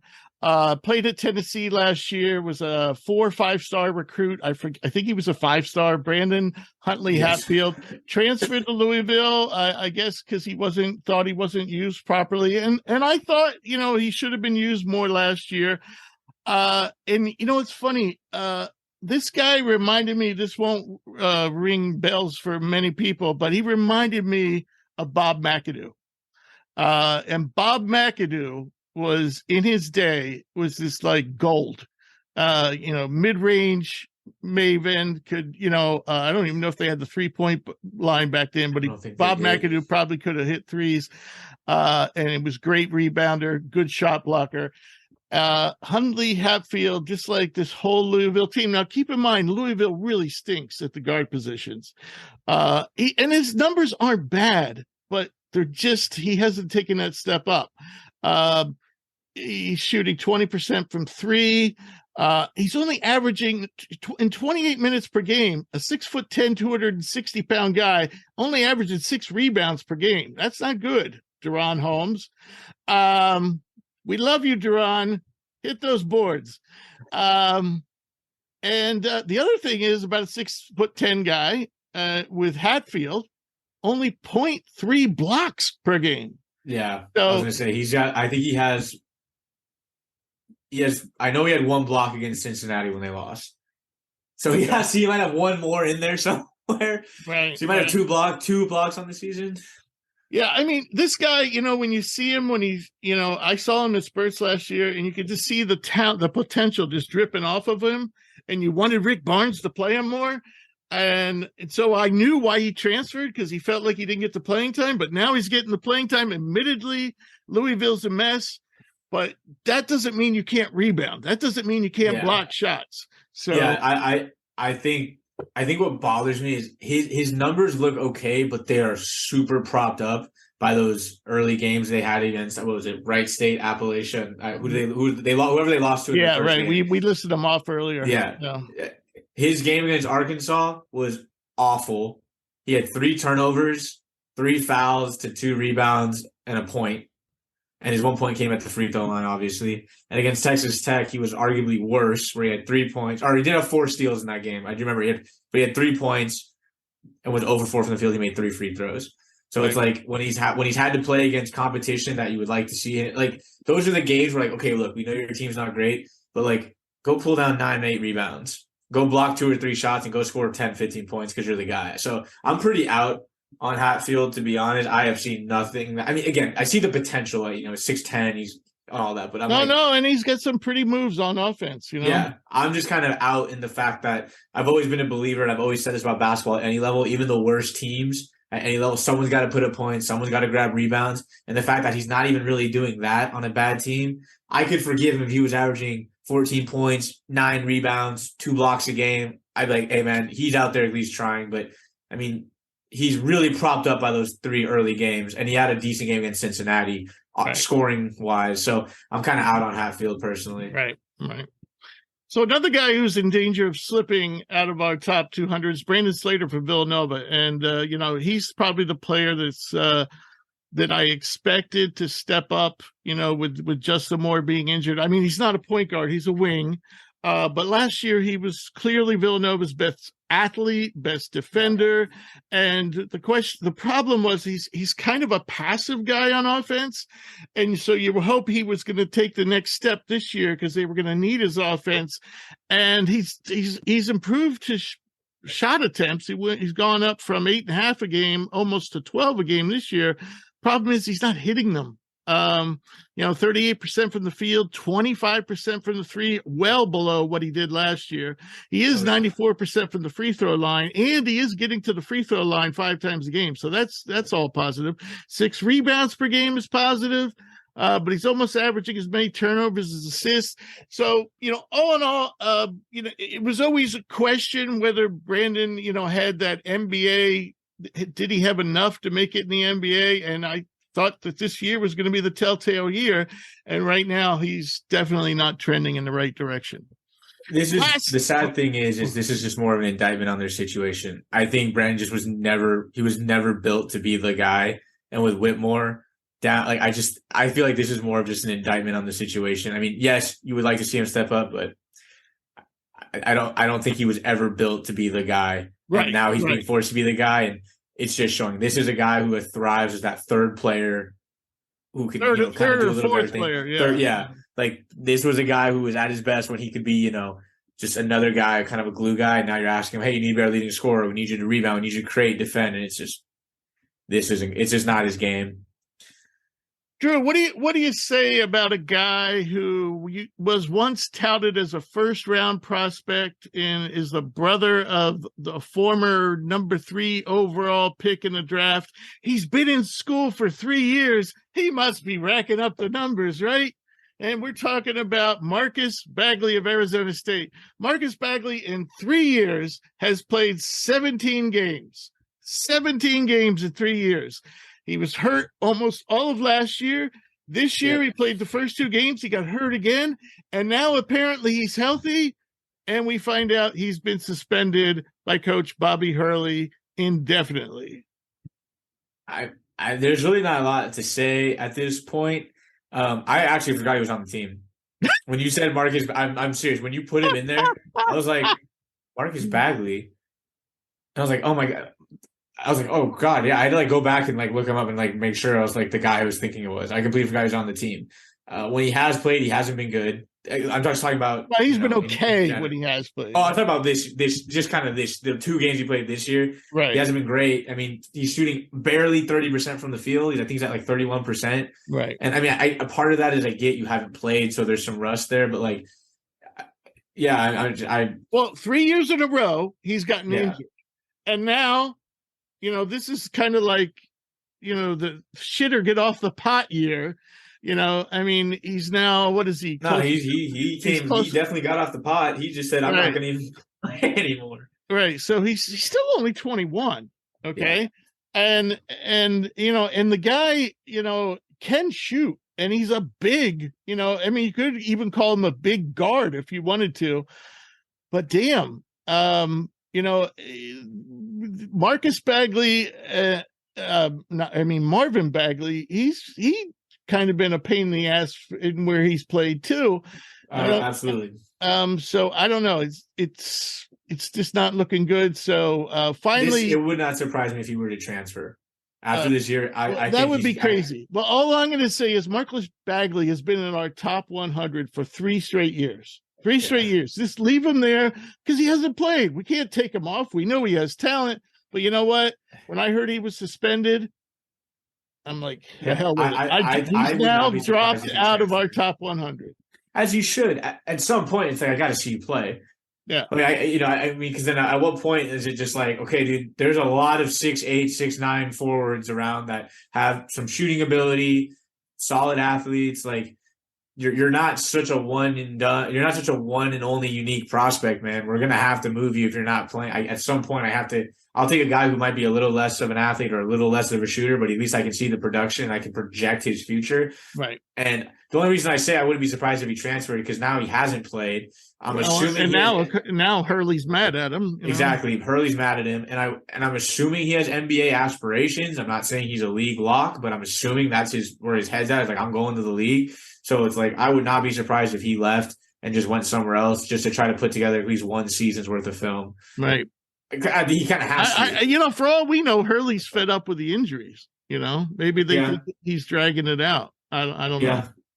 All right. So let's rattle off some game predictions here. Like I said, conference play it starts up this week for some teams, and we have the Big East Big 12 challenge, and we have the ACC Big 10 challenge. All right. So you ready?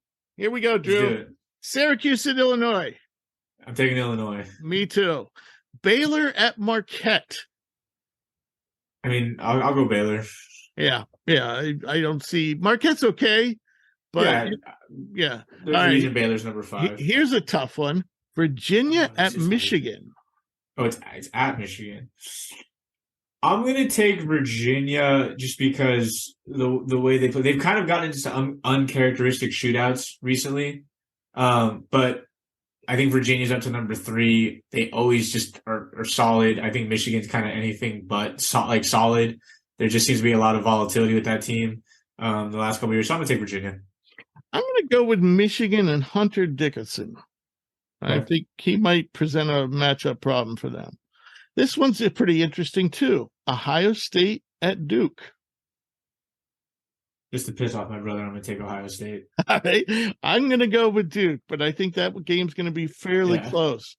All right. We have Providence at TCU. Now, I will tell folks, it's their star guard, Mike Miles, back in action. However, their big forward, Emmanuel Miller, he's a little bit questionable for this game, but I think he's going to play. Yeah. So Providence has been okay this year, but they've lost a couple of games that people didn't think they would. What do you got? TCU. I'm gonna take TCU. I think that coming off that Iowa win, which they won pretty handily. Yes, they did. I think they're rolling, and I think at home they're gonna take care of Providence. Yeah. Mike Miles is definitely their most critical player. All right, here's a tough one. UNC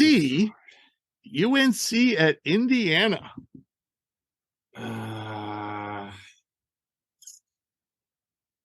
This is hard. This is very hard.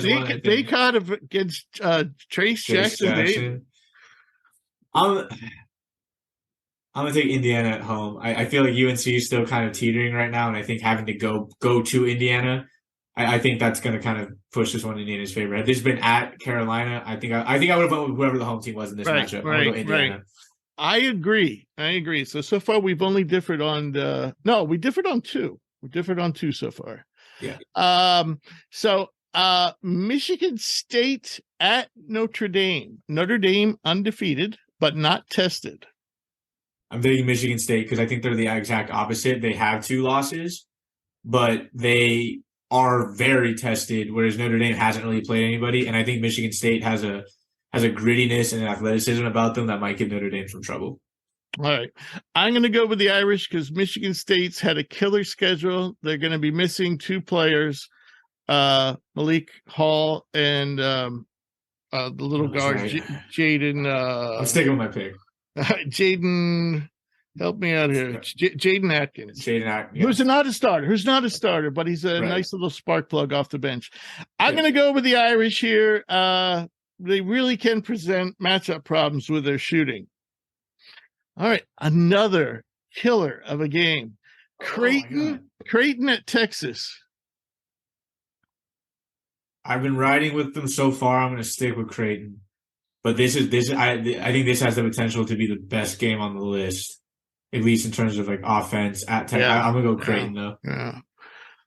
I'm going to go with Texas. I mean, Creighton's playing really well,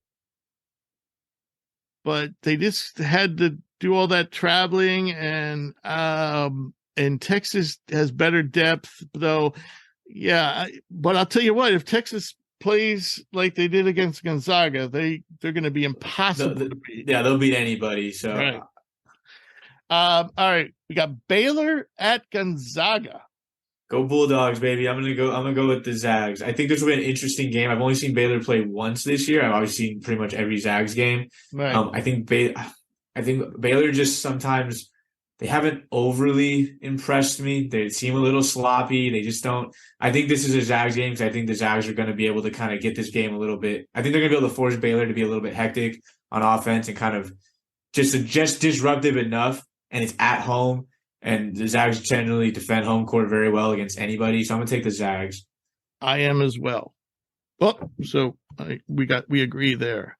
All right. All right. Illinois at Maryland, or I believe Maryland's moved into the top 25. Yeah, they're 22 now. I'm still going to go with Illinois, though. I think Maryland has been kind of a nice little surprise, but I'm going to go with Illinois. They've looked pretty sharp this year, at least in the 2 games that I've watched. Yeah, I mean, Illinois definitely has more talent. Boy, that's close. But Maryland has a real killer home court advantage. That's tough. I'm going to go with Maryland. All right. So now we have Syracuse at Notre Dame. Oh, I'm taking Notre Dame on this one. That shooting, you can't sit in the zone against a team that can shoot. Right. And they can put Leshevsky in the center of the zone exactly. And blow it up. All right. Oklahoma, who just won, I don't remember the name of the tournament. It was one of those on the islands. They beat Ole Miss, I think, right? They beat Seton Hall one day, I believe, and then they beat Ole Miss the next for the championship. Yes. So Oklahoma at Villanova. I'm going to go with Oklahoma. I just think Villanova's season, like I said, I think they're kind of teetering. I know that Oklahoma hasn't really played anyone super, super good, but they are riding a win streak, and Villanova's kind of on the other end of that. They're on a losing streak. I think their season's teetering. I have to agree with you. The only thing that would change my mind is if we knew that Villanova was getting back Cam. Whitmore. Yeah. But yeah, so I hate to say it, but I'm going to Oklahoma. All right. This is always the traditional, the Battle of Wisconsin. Wisconsin at Marquette. I'm going to take Wisconsin. They've been playing really well. I mean, they had a really close win against Dayton, but they pulled it out, and then they very easily could have beat Kansas. I mean, that was a 1-point overtime, and then they beat USC, who again is better than I think people give them credit for with Boogie Ellis and Drew Peterson. So I'm gonna take Wisconsin. They've been playing well, and I think they're gonna keep it up. I mean, they beat my Stanford Cardinals. So yeah, I agree. I like Wisconsin, but I think that'd be close. All right, St. Mary's at Houston. This might be all right, folks. If you like offense, don't watch it. This might be 15-12. I'm just telling you right now. This game might be 15-12. My girlfriend's gonna kill me. She went to St. Mary's, diehard fan of the team. But I love Houston. They're my second favorite team in the country. Yeah. Kelvin Sampson, baby. Let's ride, Marcus Sasser. Yeah, I gotta agree with you there. I think Houston will probably win that. Not super easy because they're not going to probably blow them out, but they'll probably win it. The score won't be reflective of how dominant Houston is, probably. Yes. All right. So then we have another killer matchup, Michigan at Kentucky. Oh, I don't really like either of these teams very much. I actually can't stand Kentucky. I think they're overrated. I'm going to take Michigan in the upset just because I think Kentucky's overrated, and I'm not really a Kentucky guy. I think Hunter Dickinson, as solid as he – actually, you know what? Yeah, I'm going to stick with Michigan. I'm going to go Michigan. All right. I'm going to go with Kentucky. And my reasoning is I already think I'm kind of picking an upset with them over Virginia. So, Yeah, Kentucky's home. I'm gonna give the edge to Kentucky there. You know, as I've said, Kentucky I think has all the potential in the world. It's just a matter of putting it together. All right, 2 more games. St. John's at Iowa State. I like the way St. John's has been playing. I know Iowa State also has some big wins. I'm gonna go with St. John's. They've been playing pretty consistent, but this game, although it doesn't have the big names as a lot of the other ones, I think this game has the potential to be very, very good. I think I'm gonna go St. John's, but I think this game could be good. Contrasted styles. St. John's likes to play a little havoc, and Iowa State, likes to keep the game, a Virginia-like approach. But I'm going to go with the Johnnies. All right, this game probably shouldn't be close unless Oregon suddenly gets healthy. Oregon at UCLA. I'm going to take UCLA. Like I said, Oregon's banged up, and I think UCLA just has more. They have more talent, and they have more talent at different positions. Oregon is ride or die with Dante at the center. And, their bigs are basically it's ride or die at the center position. UCLA's got better guard play. Right. I got to agree with you. UCLA should handle them, and like I said, Amari Bailey, UCLA star freshman, is starting to show a little life. So. So we're in agreement. Well, we disagreed on 1, 2, 3, 4, 5, 6, 7 out of, I believe, 16 games or 17 games. I don't feel strongly about that Michigan over Kentucky pick, but I can't stand Kentucky outside of Casson Wallace. Like, I love that kid. Wow. I think he's a stud, but I really can't stand Kentucky. So now, I don't really like Michigan either, but I mean, we've lost all our fans in Canada early on in the show. Now we're losing all our fans in Kentucky. Hey, don't be mad at me, folks. You got Calipari facing the sideline. So I know we went long again. Maybe we got to shorten up the format or something. We have actually 4 decent questions this week. I think they'd all save for another week, right? Maybe why don't we answer the first one? Sure. And so we're going to save, folks. We got 3 good mailbag questions from this week or previous weeks that we will get to. But again, we've run long. But the first one we have, Mike asks, is Texas legit? Their backcourt of Hunter and Carr presents themselves as national championship contenders to me. My answer would be sure. I mean, we put Texas 5th overall in our preseason poll. I think against Creighton will be another good test.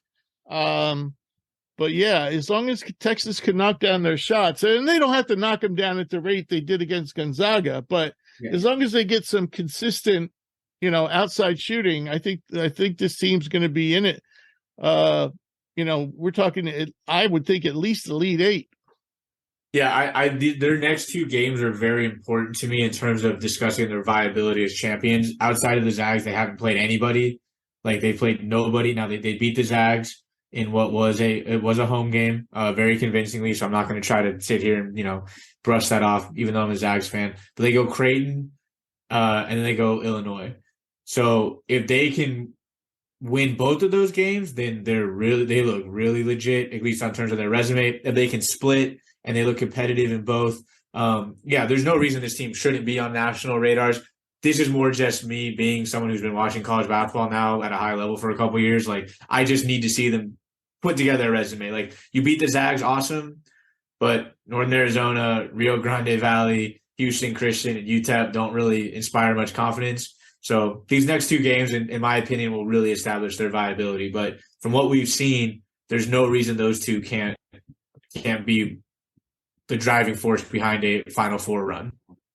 Hey, why don't we answer the next 2? Because I think we could answer the next 2. The last one the last one's fun, but it's long.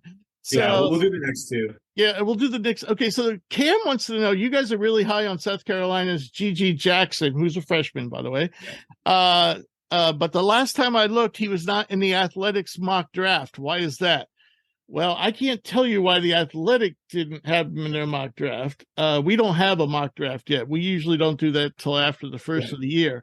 But he is in number 9 on our draft board. So, as you know, I can't tell you what the Athletic was thinking. Most people had him as a first-round pick in the mock drafts I saw before the season started. and he's not disappointed. And here's the thing about Jackson, even though he probably looks rawer than, say, a Brandon Miller.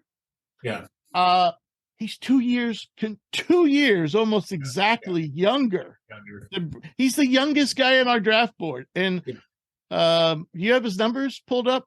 Yeah. So on the season, he's at 17 points, almost 8 rebounds, 0.5 assists, but he's shooting 46% from the field, 40% from 3 on decent volume. He's taking 4 threes a game.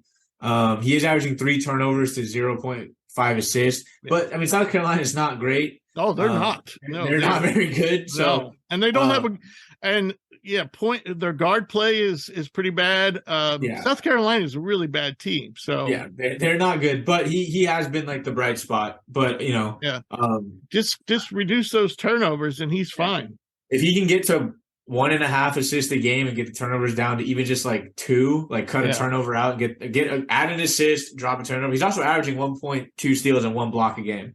So outside of the playmaking and the turnovers, which, again, as we said with like an Anthony Black, when you're a freshman carrying a big load, especially on a team that's not good, that doesn't have a lot of support, I'm a little bit more willing to forgive them because his offense has been really efficient when he has looked for his shot. So as of right now, I mean, I can't think of a reason why he wouldn't be on a draft board. I also can't think of a reason why he wouldn't be if he is on a draft board, he should be in the lottery. I mean, if you don't have him top 10, fine, but the only thing I can think of is because South Carolina's just not very good. So nobody's really – you know how it is, Rich. A lot of these guys don't really watch it until, someone throws him on the list. In 3 months, someone's going to have him in the top 10, and he's going to be in everyone's top 10. That's what's going to happen. Well, we've had him top 15 since before the season started. So yes.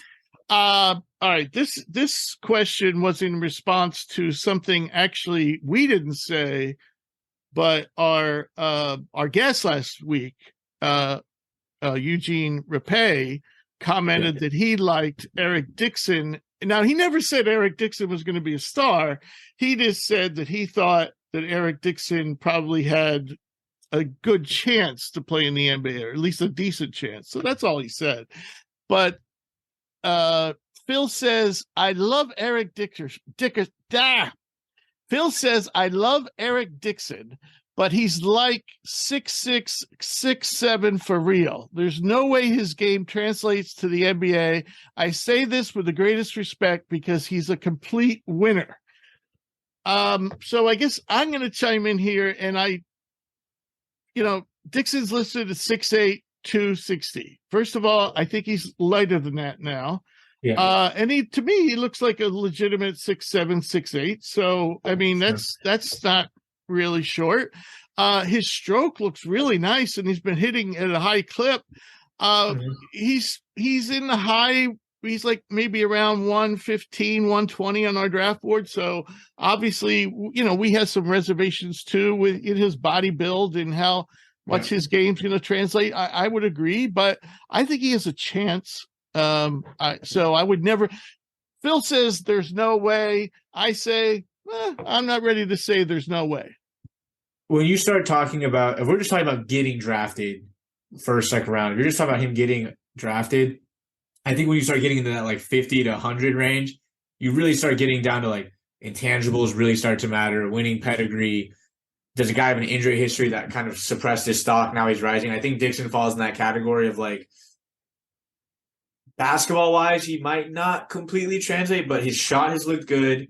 He is, like I said, I see a legit 6'7", 6'8". And if you have a 28th, 29th, 30th pick and you're just looking maybe for a guy that you can come in, he's going to work hard, culture guy. I mean, if you play at Villanova, you very clearly have your head on straight. You know what it's like to be coached. I could totally see him. I could definitely see him making like a summer league roster. Who was the big guy that the Warriors drafted from Villanova? Who was the guy, heavy guy? Just played a few years ago. Eric Paschal. Eric Paschal. I mean, yeah. Dixon has a similar body. Now their games are different.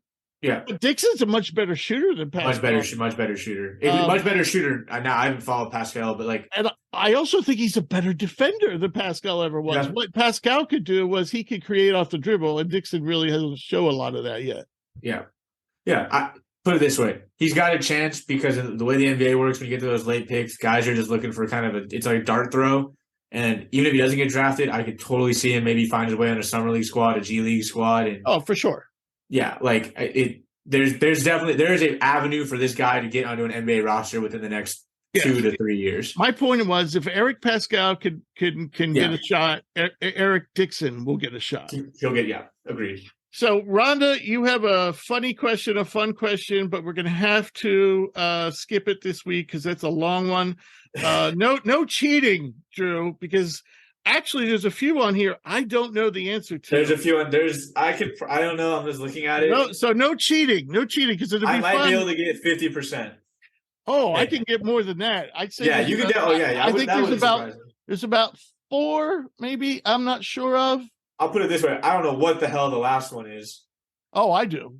I couldn't even guess. I could probably guess on a majority, but there's 1 or 2 on there that I have no fucking idea. There's one I definitely don't know. I can make a decent guess for most of them. But anyway, Rhonda, hopefully we'll get to that question next week. So, folks, again, we had another long episode. Drew and I love to talk. Well, we know our stuff. That's all it is. We just know what we're talking about. Well, we're definitely covering college basketball from front to back. So thank you for all the questions. If you'd like to send us a question, please email it to admin, which is ADMIN @hoopsprospects.com. I want to thank all of our listeners and our special guest, Aaron Fentress. We'll be back next week with another stock report and more predictions and more mailbag and a special guest and all kinds of stuff. See you soon. Just probably on my Twitter.